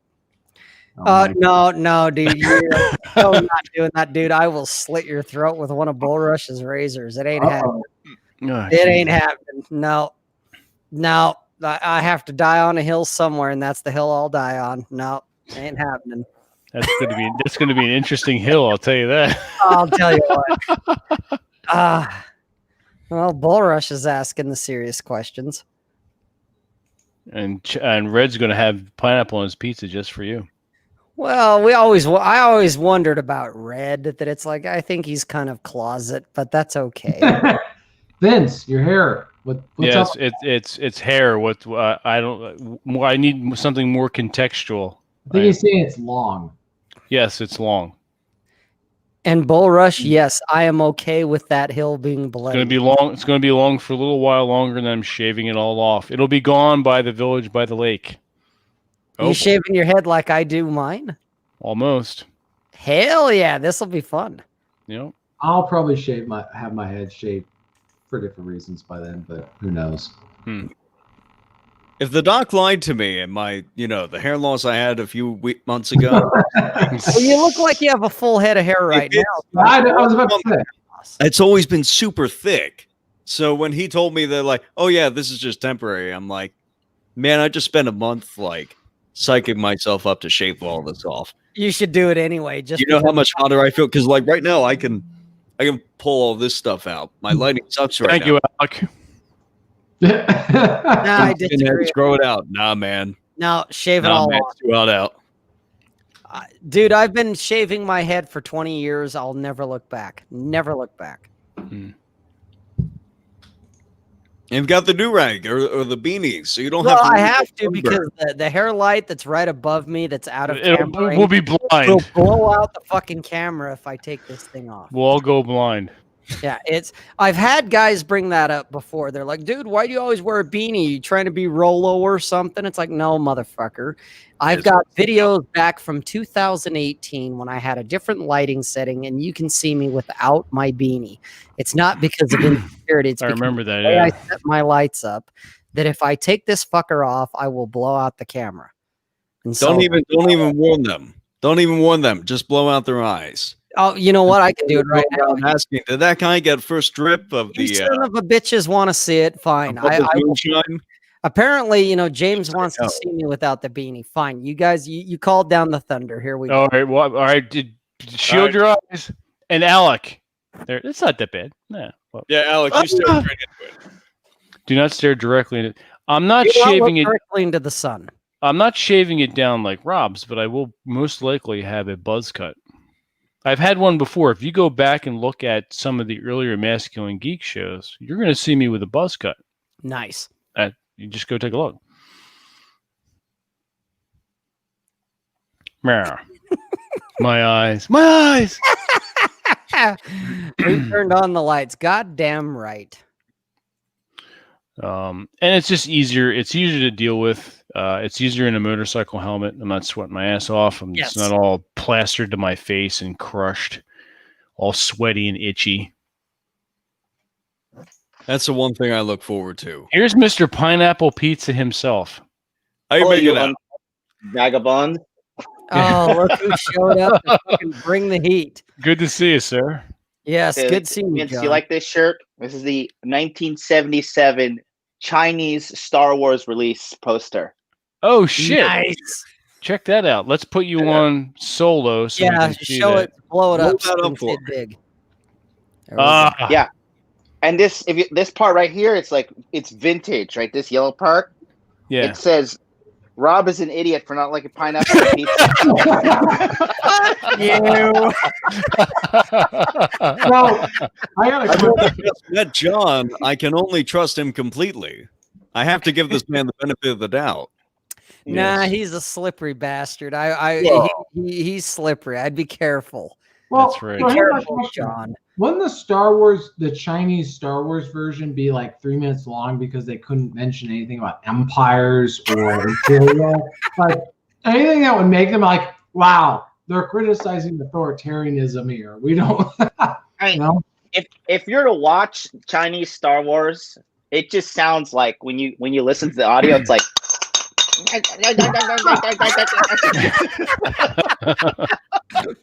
Oh shit, that's funny. It's like it reminds me of when they were gonna for some retarded dumb reason they were gonna remake Red Dawn back years ago.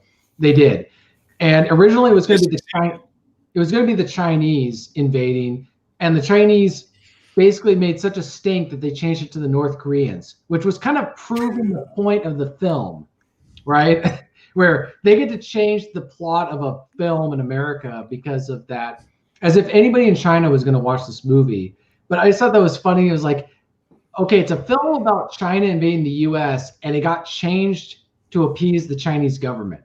Like, you've kind of proven the point of the film, you know? And then, of course, the idea that North Korea is going to invade America, like, why don't we have, like, some tribe in Africa invade America with their spears and their little canoes? So, Rourke's Drift, USA. yeah. That's as close as you're gonna get. John, where'd you get the shirt? Well, if you know do you know Harajuku? Do you know Harajuku is? I can't like say the- that. How it's long like- have you had that shirt too? Oh, Because you're dude, saying like a couple- vintage Couple of weeks. No, this is the vintage printout of Oh, the the original vintage poster. print. Okay, Yeah, I was It's thinking an like, original T-shirt. like seriously, like that was a 1977 T-shirt that you somehow acquired. No, this thing would look as old as you, Rob. Well, that's okay. Not if you took good care of it, John. Because I know you kind of like some of your stuff. So I figured, yeah, this guy could have bought this off of eBay and, it's vintage type. Star Wars. Have I ever showed my... He probably wouldn't wear it if it was vintage. Yeah, you're probably right. Have I ever showed my Star Wars poster? No. Okay. I will take that off the wall since we're doing Star Wars. 1 second. Cool. That is an awesome shirt, by the way, John. It's very cool. Thank you. I just, I walked past it and I was like, I already, have enough I went on. I treated myself recently this summer, and I just went and bought a bunch of Star Wars paraphernalia. Oh, that's cool. Very. That's awesome. That's nice. That's a nice frame. Yeah, it's very cool. I got it in Hawaii. Sweet. It's nice. Do you imagine about having girls over and showing that to them? Like,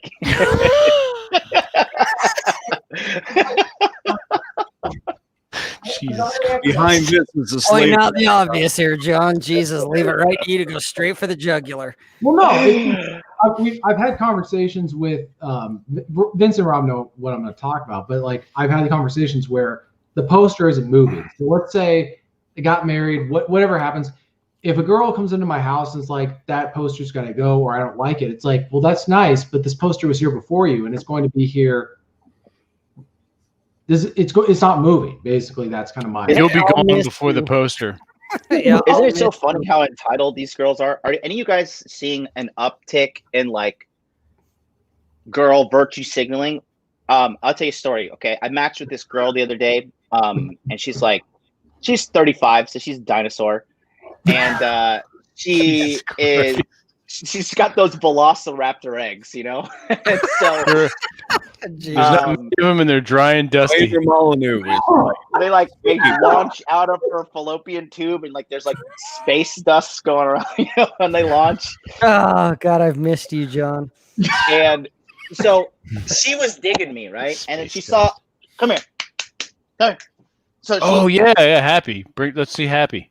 So she saw this little pussy magnet, right? That's awesome. And then she saw that, I was flexing hard. I looked good. And I got her on the phone, and she was dumb enough to pick up. So she was all about me, right?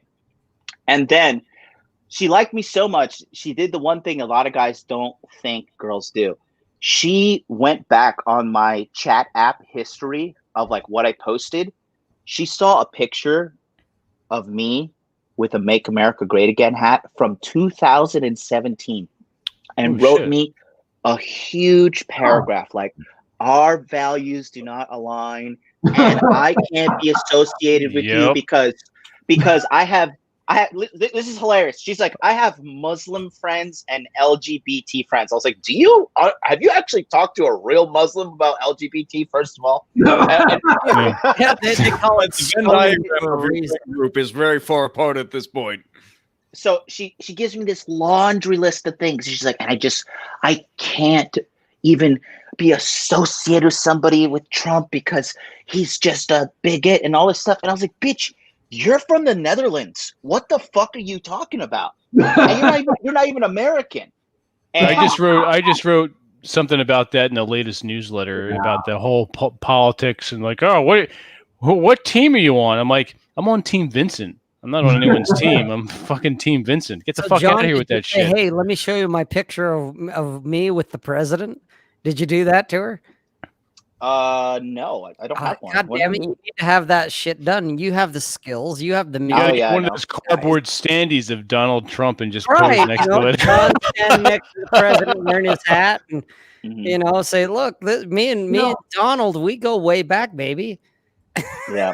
But I'm looking at everything from over here, and honestly, like I don't see America coming out ahead. I see China defeating our nation because we're rotting from the inside thanks to the women of the country. It's about the governments and like, when you walk around in Asia and you go back to America, you're like everybody here in this panel is physically fit, and you guys are literally like the top 30% of Americans just because you don't have breasts as men. And we're lacking the man titties. If you walk around Asia and you go to America, you're like, God damn, like, everybody in America is so fat and they don't even realize it because everybody else is so fat. And it's just like, there's interesting, dynamics to pick up, but I for one welcome our Chinese overlords. So they have cuter women at the very least. Like at the very least, they'll factory produce. Like we don't have enough women. Let's factory produce them. Well, it's just because our women are just so insufferable, and they're just like that. That's the number one word I do to talk about in regards to American women. Like the number one thing is insufferable. I would say they just like show up. That's, and that's like, one of the word. That's one of the words. Yeah. Well, the other thing is like the fact that she was going back through all your stuff and found political stuff, and immediately said that. I would just think.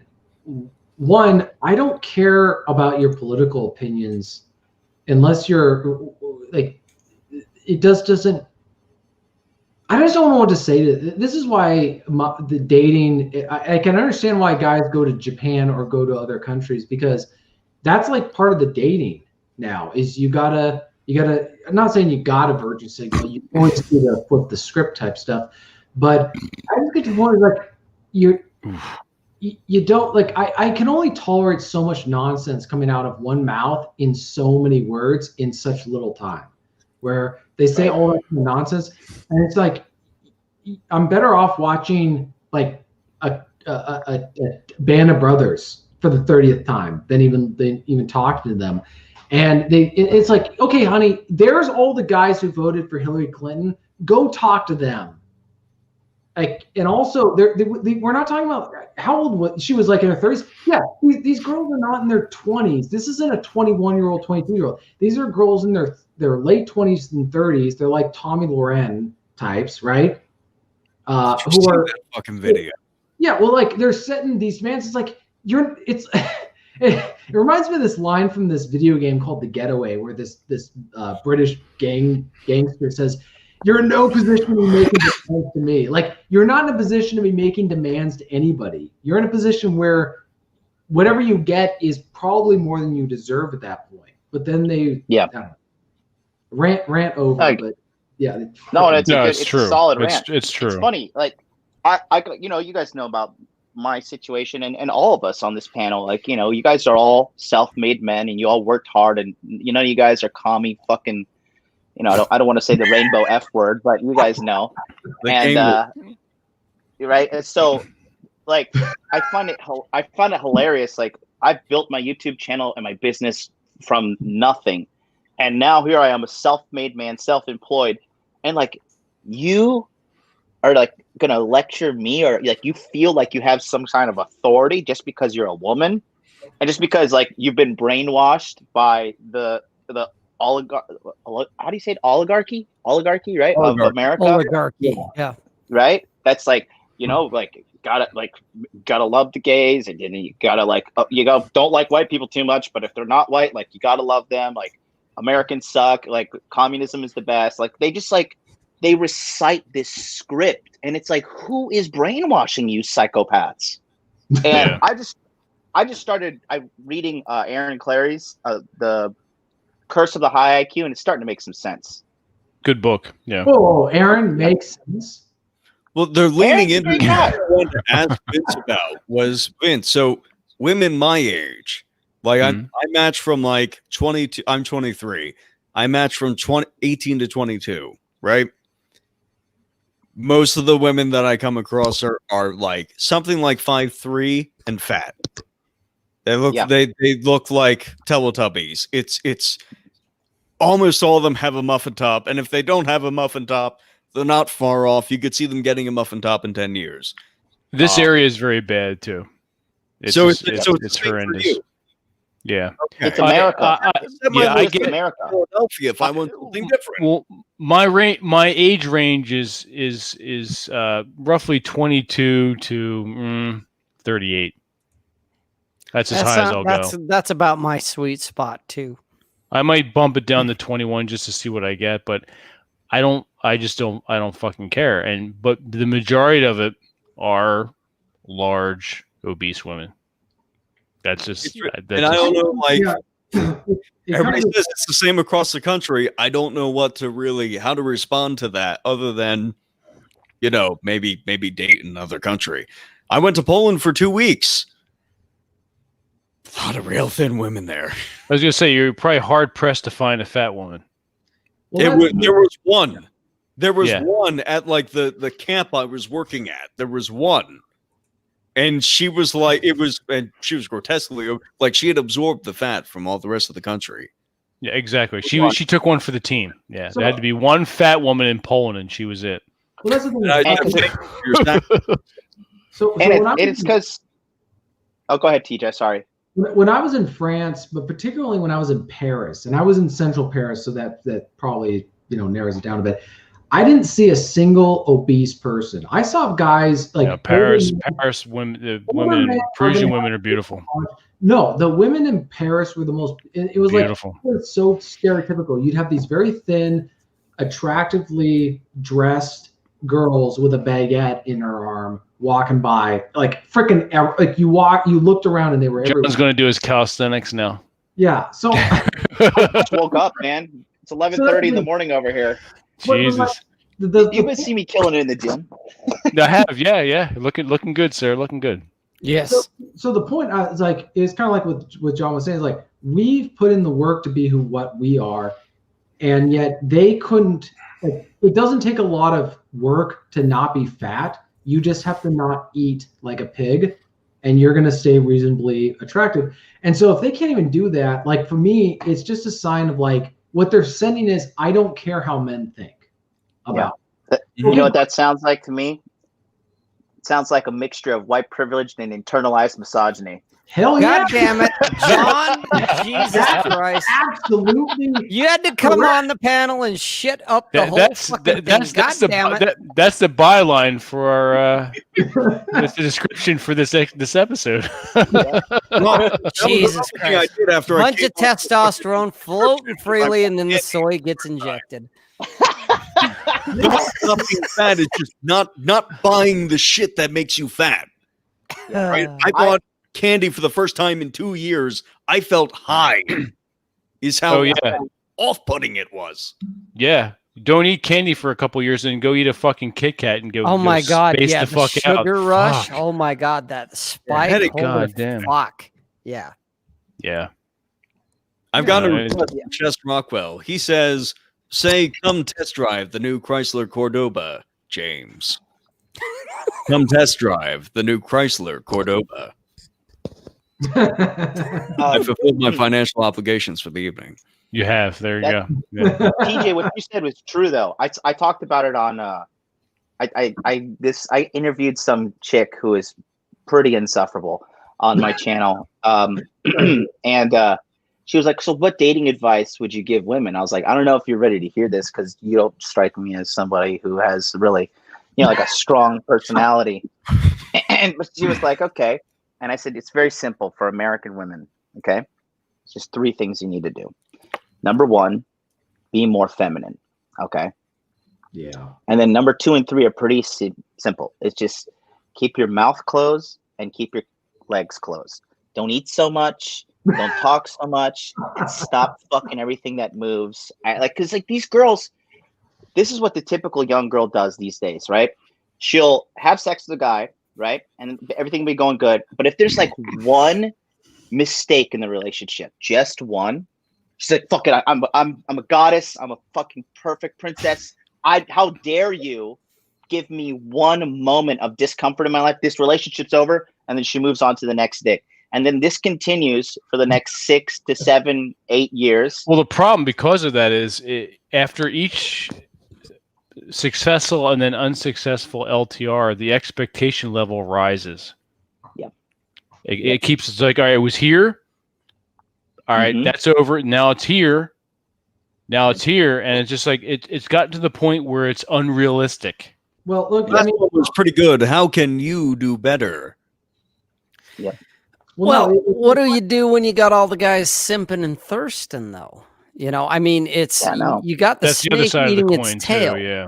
Well, people wondering why a lot of men reacted to Tommy Loren's video. It's because we, or at least men like me, and I'm guessing a lot of you guys here, we all know the reason she was so capable and comfortable saying that stuff is because she knows she's not alone. She represents a huge chunk of American women, particularly, and she's 28 years old. I can tell you that.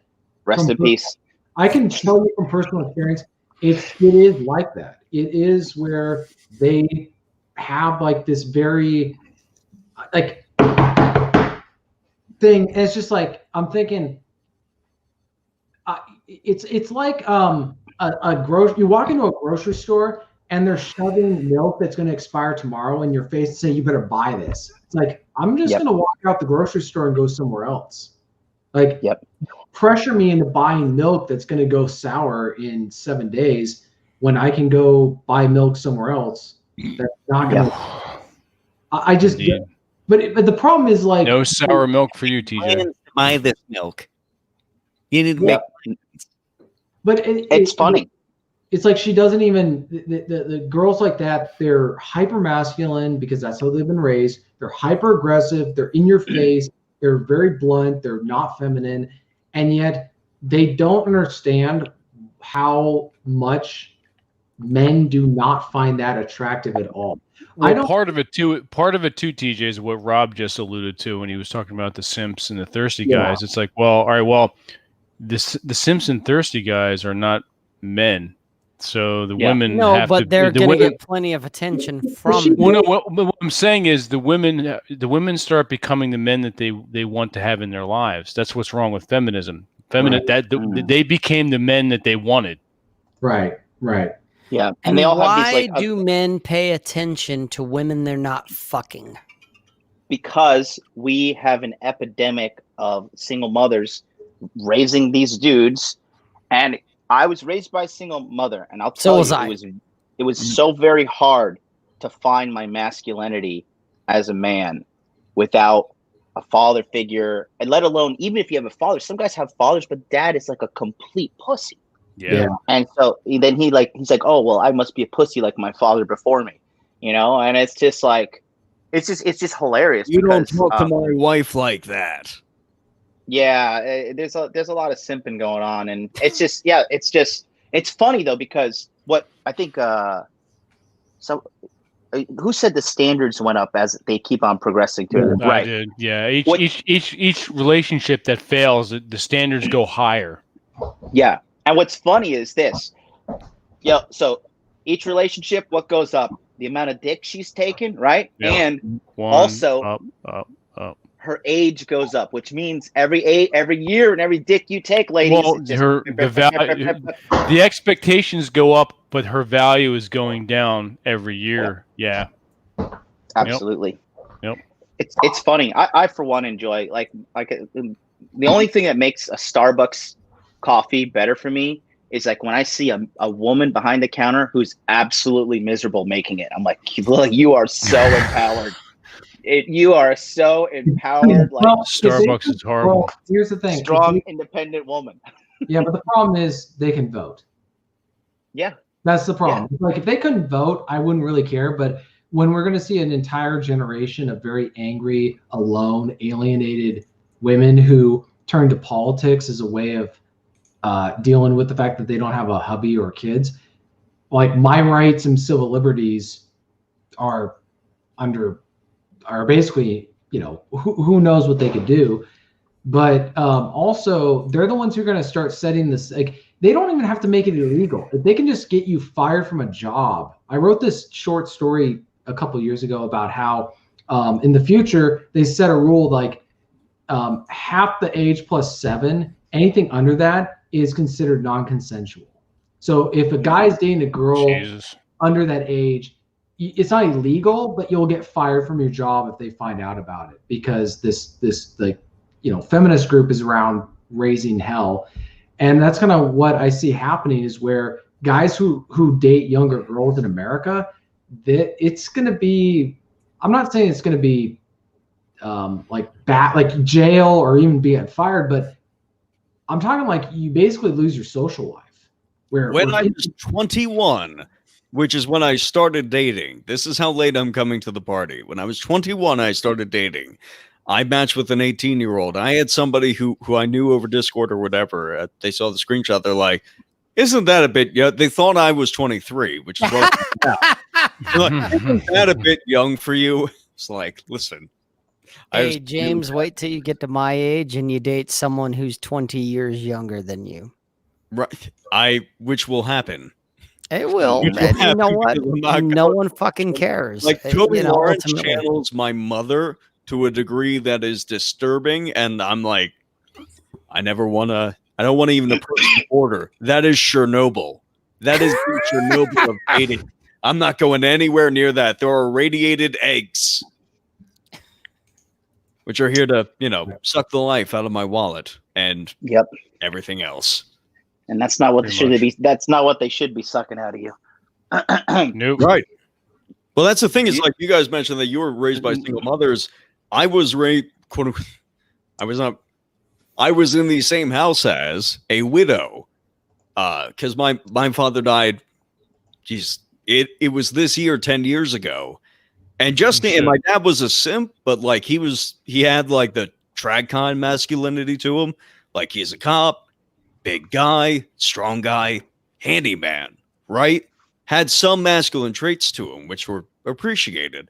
Good plow horse. Translate the transition from that to no father figure at all. Like I thank God every day that I grow up in this age where I could like go on the internet and find other people who are saying like, you're actually not insane for telling this woman to stop yelling at you over bullshit. Like you're not insane for not wanting every time there's the slightest bit of an argument, the stamp collection, the scrapbook of every negative memory this woman has ever had with you in her entire life.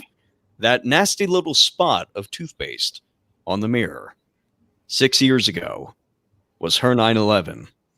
Like, I just don't want to deal with that. And it's so refreshing to hear other people say that. Right. Yeah. Yep. They all belong to the streets, boys. They all belong to the streets. They are streetwalkers. 97% of every woman these days belongs to the streets in America. You don't believe me? Pick up her phone and go through it. You're welcome. You see my new knife? Well, John, no, what's your new knife? You don't even show it off, man. Well, nice. Here, hang on. Let me make your. Pull that up. Thing. So I thought this was going to be smaller, but I'm not disappointed. So I like this because it has the guard. Because I'm always worried if I it's stab, like if I'm gonna stab somebody, my hand will run up the blade. So I'll this right here, you don't have to worry about that when you're stabbing the fuck out of somebody. Absolutely, gotta have that finger guard. When all the the COVID nonsense was going on, can't buy a gun in Japan, but I was like, I'm gonna go out with a fight with this guy. Absolutely. So I bought this. Nice. But everything's pretty peaceful over here. But I know you guys like knives and whatnot. Hell yeah. Mm-hmm. Oh yeah, I'll be buying a few soon myself. Are you watching this cancer right now? The probably not. Like the Democratic National Convention is on. No, I already know it's going to be a complete clown world shit show. I just said nope. Don't care. Want anything to do with it. Nope. Nothing to do with it. Yeah. Are you guys like? 2016 was the only important election I think I ever had in my life. Nowadays, it's like, either they're going to rig it or Trump's going to win. I don't really, It's hilarious that people are so stupid and they are. I can't believe Biden's up in the polls, but those polls are probably. Have you seen that meme? That's a lie. Those polls. Hey, are I got. There's a meme from Back to the Future. Remember when like Marty McFly he goes back in time and he sits down and he's like, "Hey, I've seen this one before." Somebody put a. They put a poll of Trump losing to Hillary, and then they put a poll of Biden. Or Trump losing to Biden, and it's Marty McFly in the bottom. He's like, I've seen this one before. Deja vu. The purpose of polls nowadays is to inform public opinion, not represent public. Hang on a second. What was that, TJ? Oh, I got a secret live feed from the DNC. I'm going to put it in the chat. You want me to play it? Yeah. All right. It's probably some kind of joke, but let's do it. And I'll go take a piss. The goddamn ads. Hang on. 20 12 seconds. 8, 7, 6, 5. Jesus Christ. Longest 12 seconds of your life. Seriously, and I gotta take a fucking piss. It's every time I have sex. 12 seconds. How does that all take? Uber masculinity. 12 That was seconds. great, baby. See you next time. There you go. Next. God damn it. This is the DNC. There you go. If they cut off one head, tomorrow will take its place. Hail Hydra.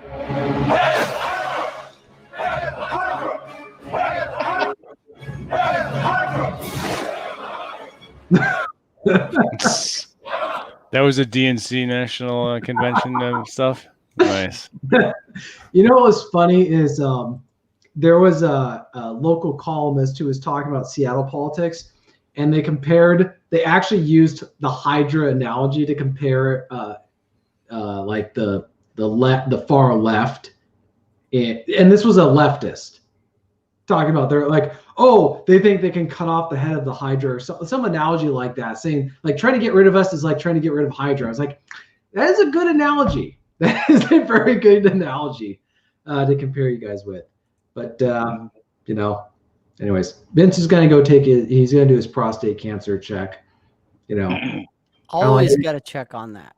like kind of like how Aaron's got to do the gay hand, and then make sure that his cough doesn't mean that he has cancer or anything like that.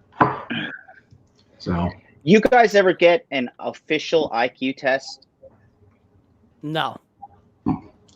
Yeah, Aaron talks about that in his book. He says, like, most smart people don't even get their IQ test. I took one last night online. I don't know how accurate it is, but what did it say? What did it say, John? 126. Yeah. So Well, you're above average. There you it's go. a top 5 percentile. So, but I think Aaron said his IQ is 144 or something. No. He's padding numbers. That's like him saying that his. That's how tall he is in inches. He's exactly. He's compensating. He ain't that fucking smart. 144 millimeters. He might be maybe 130, maybe, and even that, I think he's stretching an inch or two. Well, that's the problem with as you get higher in IQ, your test can warble slightly because the retest reliability, which is what tells you how these psychological tests, whether or not they're actually bullshit or not, is how many times you could take this test and get the same result. The trouble is once you 0.9 is fantastic, but as you get higher in IQ, a 0.1 difference in a 144 is a huge range. Right. Isn't like there's a certain level of diminishing returns? I think there is, but the thing that I look at is, and this is, Aaron's probably going to be screaming and bleeding from his ears in a minute here. We don't necessarily know, somebody decided to create a test that said, here's your IQ, here's what adds to it, takes away from it. It reminds me of a personality test, which we all know is kind of bullshit in a way, because your personality is always changing. I'm not the same guy I was 5 years ago, thank God. I'm not the same guy I was 10 years ago, thank God. And I think IQ kind of falls into that can it diminish because you're not learning, you're not stretching yourself, challenging yourself. I think so. Now, maybe I'm fucking wrong, and that's fine. But I don't think IQ is finite that, I'm looking at guys in the chat and they're like, yeah, I took my IQ test when I was in 3rd grade or something, and I got such and such. Well, I would say your IQ probably went up from the time you were in 3rd grade. At least I would hope. Guys, realize that when someone creates a test, they're going off of what they think is the standard. And that's like a personality test, kind of like the Myers-Briggs, the whole ENFTP or whatever. And it's like, okay, is this who you are? To me, it reminds me of astrology. I'm a fucking Capricorn, or I'm a goddamn Cancer. I'm a Gemini. No, that's I'm a Gemini. The IQ, the research that sort of quote that people rely on for IQ tests to be reliable is the same thing that we use to disprove Myers-Briggs as being bullshit. It's fascinating. Right. If I take a Myers-Briggs, I'm going to get INTP or INFP or INTJ, rotating those three, taking the same tests over and over and over again. Okay, I just thought of a good line. If some girl starts like spouting feminist stuff during a date, you should say, "Oh, you must have been born between July and June. Why is that? Because you must be Cancer." Well, and there you go. Not to discredit or shit on IQ or to shit on whatever, but at the end of the day, you have to realize somebody sat down and decided, here's the standard. Okay. I to be honest, I have no idea what my IQ is, because Aaron actually asked me that a while ago. He was like, wow, dude, I'll bet you're probably like, in your 130s, maybe even hitting 140. And, and my dick got a little hard, and I was like, I kind of want to stroke it and whatnot. But I thought, to be honest, I have no idea what my IQ is. I haven't tested it in so long that I have no idea what it is. Probably and I give don't, a shit. I don't care. Yeah. And it's like, I don't care what my IQ is. It is whatever it is. And I assume, honestly, that it's probably around 105, maybe 110. I consider myself very average. I doubt that. I think it's probably higher than that. And it could be, John. It could be. I don't know, and I don't care. All I care about for me is what's working for me. What am I getting? What do I want? What is the shit that I want in my life? And so going back to the 20, the half plus 7, and I had to laugh at that because I've dated much younger than that. And yeah, you're going to be fucking judged. And she was fucking judged, and she didn't fucking care, and I didn't fucking care. Guys, you're going to be judged. You're going to be judged on every fucking thing. Your looks, your height, your income, your IQ, all that bullshit. You're going to be judged. Fuck it. Do what you want. Exactly. You decide what your life is going to be. Don't let someone else's test or standard decide for you that, therefore you could take a test, and because of whatever weird nonsense, you're a dumbass. And you know what? If you buy it, then you're a dumbass. If the test skews the other way, then you're a fucking genius. Because I know everyone on this panel is a fucking genius as far as I'm concerned. Okay, I don't care what some asshole somewhere said, blah, blah. I don't care. John's showing off his results, and that's fantastic. But I already consider, when I saw John's results, I'm like, wow, really? Only 126, huh? I would have thought John's higher. Basically, what you're saying is Aaron Clary's book is bullshit, and he wrote it to compensate for something. I think he's putting a little too much weight into it. I think he's taking a good. You're the one discrediting his book on this podcast. All I'm saying is live your own life, and if you need to compensate because, I don't get along with others because I have a high IQ, fine. Then that's your thing. Then fucking do that. That's why I always tend to. The test is not the measure of your self-worth as where people get. Like, my IQ was tested a few years ago. It's 116. It's not like I could go around swinging like, oh, I'm better than the average guy. I'm a big fish in a small pond, and I would just be acting like a midwit. But on the counterpoint, if I'm acting like, okay, I have a slight advantage in terms of nuance with then this other person who is average. It's like, well, I could help this person out, and I can bounce ideas back and forth with them. It's not a right. It's not a curse. It's not a stamp. It's not a barcode that you get across your forehead that says you will do this.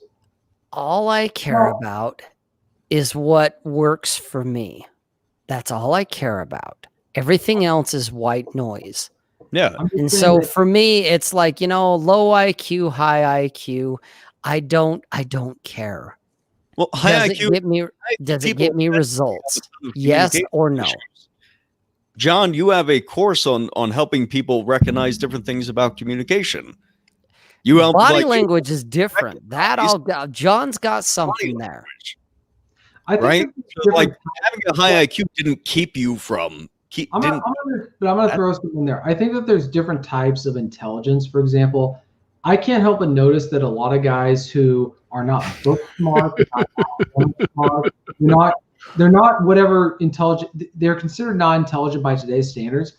But those guys can throw apart a vehicle and put it back together. Like they're good with their hands, like tradesmen. They know how to set up the electrical. They're good with machines. Yeah, they're good with machines. Just don't ask them to talk about stuff that's considered intellectual. I don't know what the cause. Well, they don't care about that. That's right. That's and so that's the thing where I get. It's not that I don't like using necessarily the word intelligence in these discussions, because there's a lot of guys who they can build their own house, they can build their own cars, they can do all this stuff like with their hands. They're in trade, much smarter than me, but they couldn't talk about any basic stuff that I consider to be pretty. A lot of it comes down to like what they're willing to do to change their situation. Yeah. I know some guys that can talk quantum physics. What was it? My dog just started writing something. I don't know. I want to segue into your dog in a moment. What? Shut up, PJ. That's She's so awesome. bad. I All don't right, know. so tell us about how, let's get off this wonderful, exciting subject of fucking IQ. What is tell us about Happy. She's great. This thing is a pussy magnet, man. I was about to say you had to get a lot of chicks with that beautiful dog. Dude, it is super. It's just like the one word I could do to, because all these girls, they have barren wombs these days because they don't know how to be women, and they look at the baby, they're like, oh my god, they feel something deep inside their ovaries. They're like, oh my god, that maternal instinct that I've been stifling to file papers 9 to 5 in my HR You've job. triggered it. And then I'm like, whoa. I say, hey, listen, it's a goddamn dog. Yeah, you need social distance. You can't just talk to my dog and all that stuff. Like you gotta you gotta just chill out. Has anyone ever tried to like steal her from you or like borrow her or something? Dude, yes. Really? It's not a shock though. Bro, this pretentious Australian girl came over. She was like Malaysian Australian or something. But I'm in the park. I'm laying down my pup. I'd like to take her outside so she could run around and get some nature, Mm-hmm. She's a Tokyo dog, so there's you have to go to like Yoyogi Park, which is like the Central Park of Tokyo. And so I'm over there, I'm in Yoyogi Park, I'm laying down, I'm like listening to an audiobook, I'm chilling, Happy's just running around, and this fucking pretentious cunt comes over, she's like, hey, can I borrow your dog? And I was like, I'm sorry, can you? Hey, can you get the fuck out of here? Can you speak into my good ear? I was like, I just want to make sure you didn't fucking say something that was incredibly stupid and weird. Like, can I borrow your dog? Do you have a down payment? Like, you going to pay a deposit here? $99.95 a minute. So she asked, like, me and my friends, we want to take pictures of her over there on Instagram. I was like, get away from me. Like, are you this is how like retarded and arrogant the average chick is these days. And that's why when I see them suffering, I'm like, you go, girl. Well, you just said that was did you say someone from the United States or Australia? Australia, okay. They're almost as bad as American women, if not worse. Gotcha. Damn. No, what breed is Happy? Happy is a Maltese. A Maltese. I had two Maltese in America before. Oh. Before I came here. They passed away, but she's 6 months, and one of my hoes bought her this thing. Completely adorable. Oh, she is unbelievable. Now, how old is she? 6 months. 6 months. 6 months. Okay. How long did you have a good nice lifespan? These breeds. 12 to 15 years. Oh, good. Okay. Cool. Nice. Nice. Yeah. So she's going to be with me for a while, and she's a good pup, and It's the love of your life. it really is, man. Because these hoes are not loyal, bro. That dog will be there for you every night. When the other dog leaves the apartment, she will be there. That's oh right. man, and the hoes love her. So when they come over, it's part of my indoctrination and kind of like getting them into the submissive mindset. Is like when they come over, I give them little commands like, hey, like give her some water.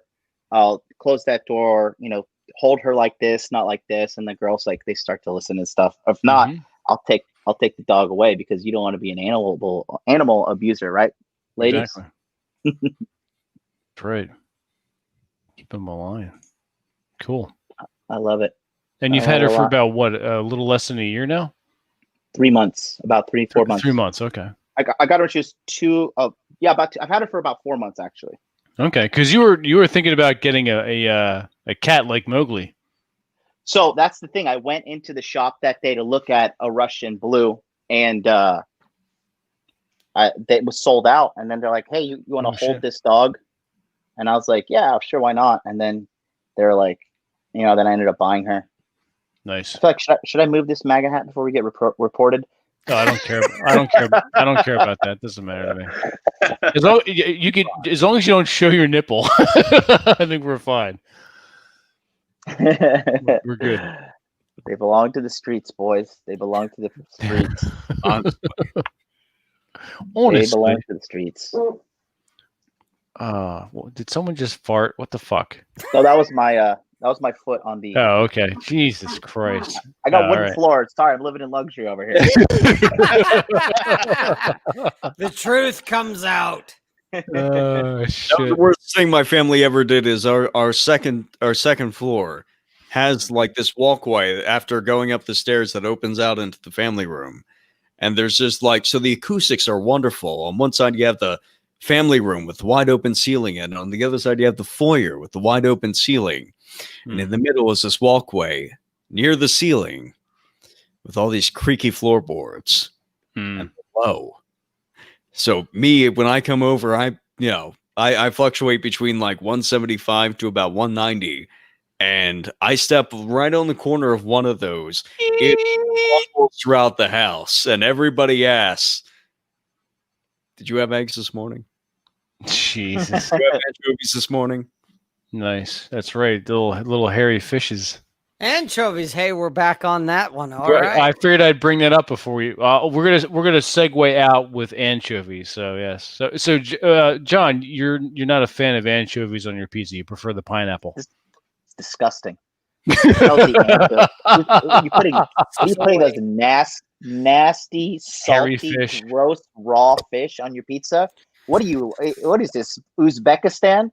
Like, all I'm hearing is a communist talking right now. That's all I'm hearing is a communist. Rob is a huge fan of anchovies. Fish out of a piece of tin, and you're calling me a communist? All I hear is a communist talking. It's okay, John.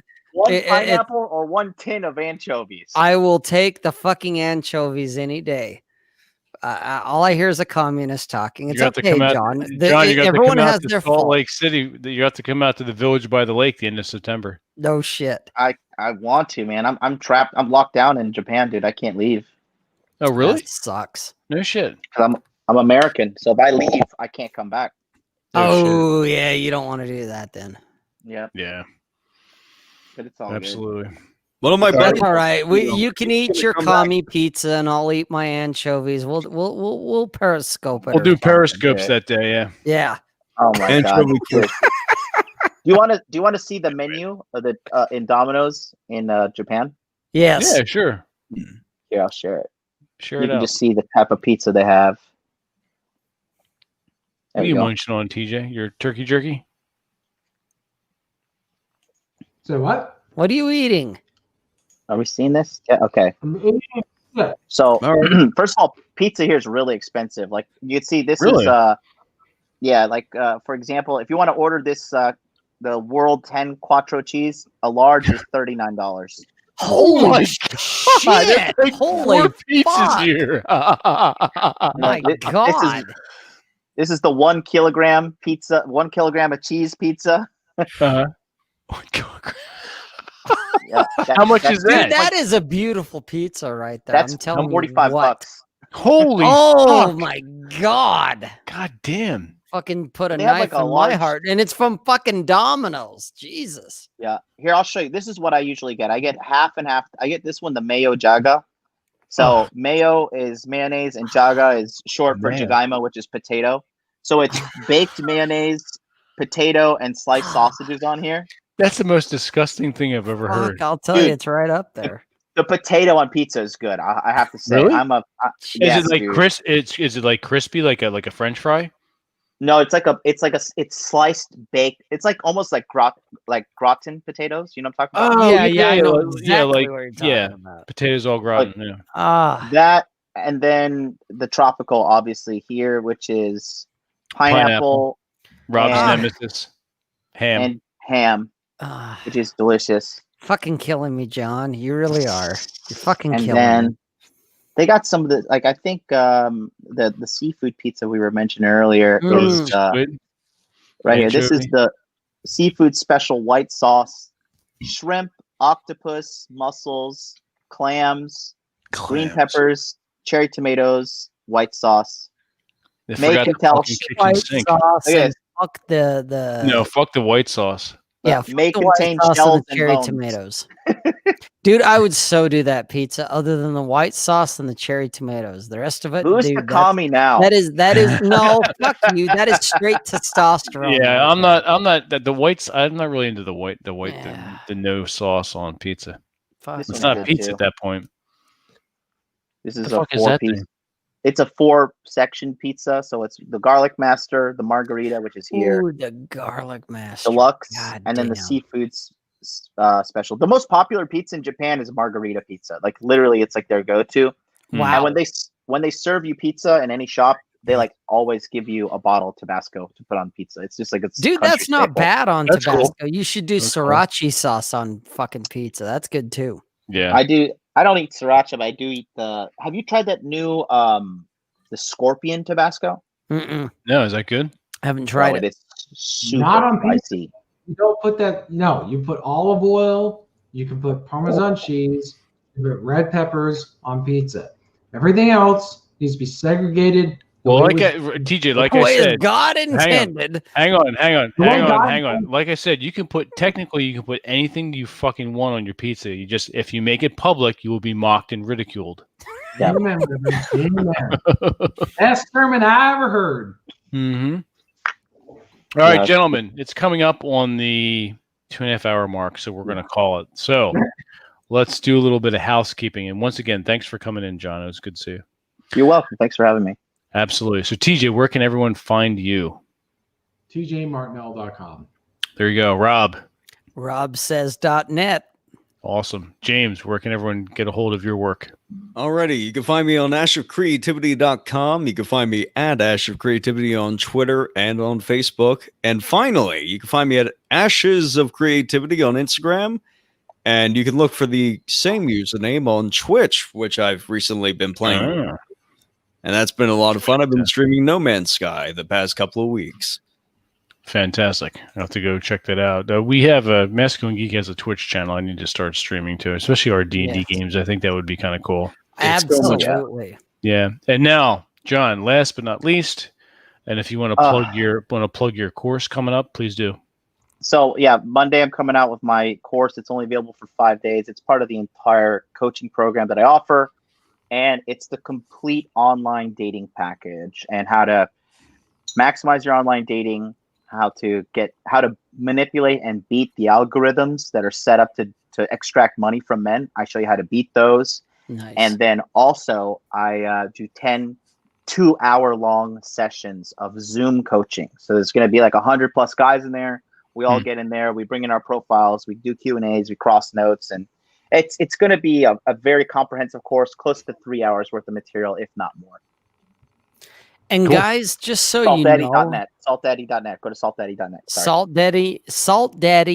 saltdaddy.net. Okay, just so you guys know, John is like the James Brown of the fucking internet. Okay, this guy works the hardest that I've ever seen.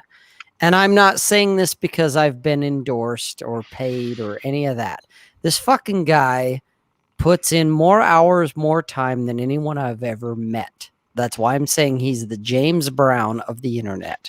So whatever it is, this guy puts in the time and the effort that the course material itself, I'm sure, is fucking top notch. But I've been through the body mastery course, and I've been on one of the webinars, so I can vouch for that. It's very, very good. And it's the fact that it's the material's top notch, but it's the fact that the guy puts in the hours after. It's behind the scenes shit that he does. That I can vouch for because I've seen him do it. I've been a part of it. He's thrown me links to, hey, come in here, you asshole. And I'm like, whatever. And I come in there and the fucking guy's sweating blood. Okay. So John's well worth your time and your money. Thank you. And that's not a paid endorsement. That's just watching him be John doing his thing. And Absolutely. it's like, holy shit, keep the going, fucking Rob. guy. Well, you know, it's just like, Jesus Christ almighty. You put way more effort than I would. I'd be like, fuck these guys. Let them figure it out. But that's me. I've We're been still live? the first My time bad. being Sorry. on with the guy. Dude, He's got his stack there. He's got his cash. This is for you. Are we still live? My bad. Thank you, John. My PayPal is... No, for real though. John's the real deal, guys. He really is. And like I said, he's thrown me links to things. Some of it I've been a part of, some of it I have not, just because of time conflict. And it's like, but when I've jumped in, I'm lurking in the background, I'm listening, I'm watching, and dude, he's for real. Okay. The guy puts in more hours than he needs to, that whatever he's charging, it's seriously, it's not enough. It's like, I wouldn't do it for what he's charging. It's like, fuck this. You're way too low. John's lowballing. So he really is. So John's all right in my book. So guys, sign up, check it out. Indeed. I derive all my power from pineapple on my pizza, so thank you. God damn it. I had this that's the great reason thing why going on and you started doing the commie thing. Stop it, John. You got to learn to shut your mouth. God damn it. Pineapple on the pizza. I rescind everything I said. God damn it. I'm sensing... I'm sensing a new meme that's going to be started soon. So the pineapple meme with John's face on it. There you go. Pineapple pizza, baby. All right, everyone. It's great to interact with you as always. It's great to see you in the chat. Also, go to masculinegeek.com. Sign up for our Monday morning newsletter. All new content, all fresh content every Monday morning. Also, go sign up for the Masculine Geek Speakeasy. TJ, you want to tell them about that? Yeah, it's basically a private chat forum where we can talk about stuff without worrying about people watching what we say, being censored by social media, and also there's not any trolling or any kind of nonsense that goes on there, as far as, like, people don't waste their time. They say what they mean, like sincerity. Yeah. So yeah. Sincerity, authenticity, and straightforward. No bullshit. No nonsense. No politically correct bullshit. Yeah. That's what masculinegeek.life is about. So go sign up now. Go check it out. All right, everyone. As always, until next time, keep the fires burning, keep moving forward, and keep the pineapple on your pizza. Jesus. Man. Good night, folks. Oh,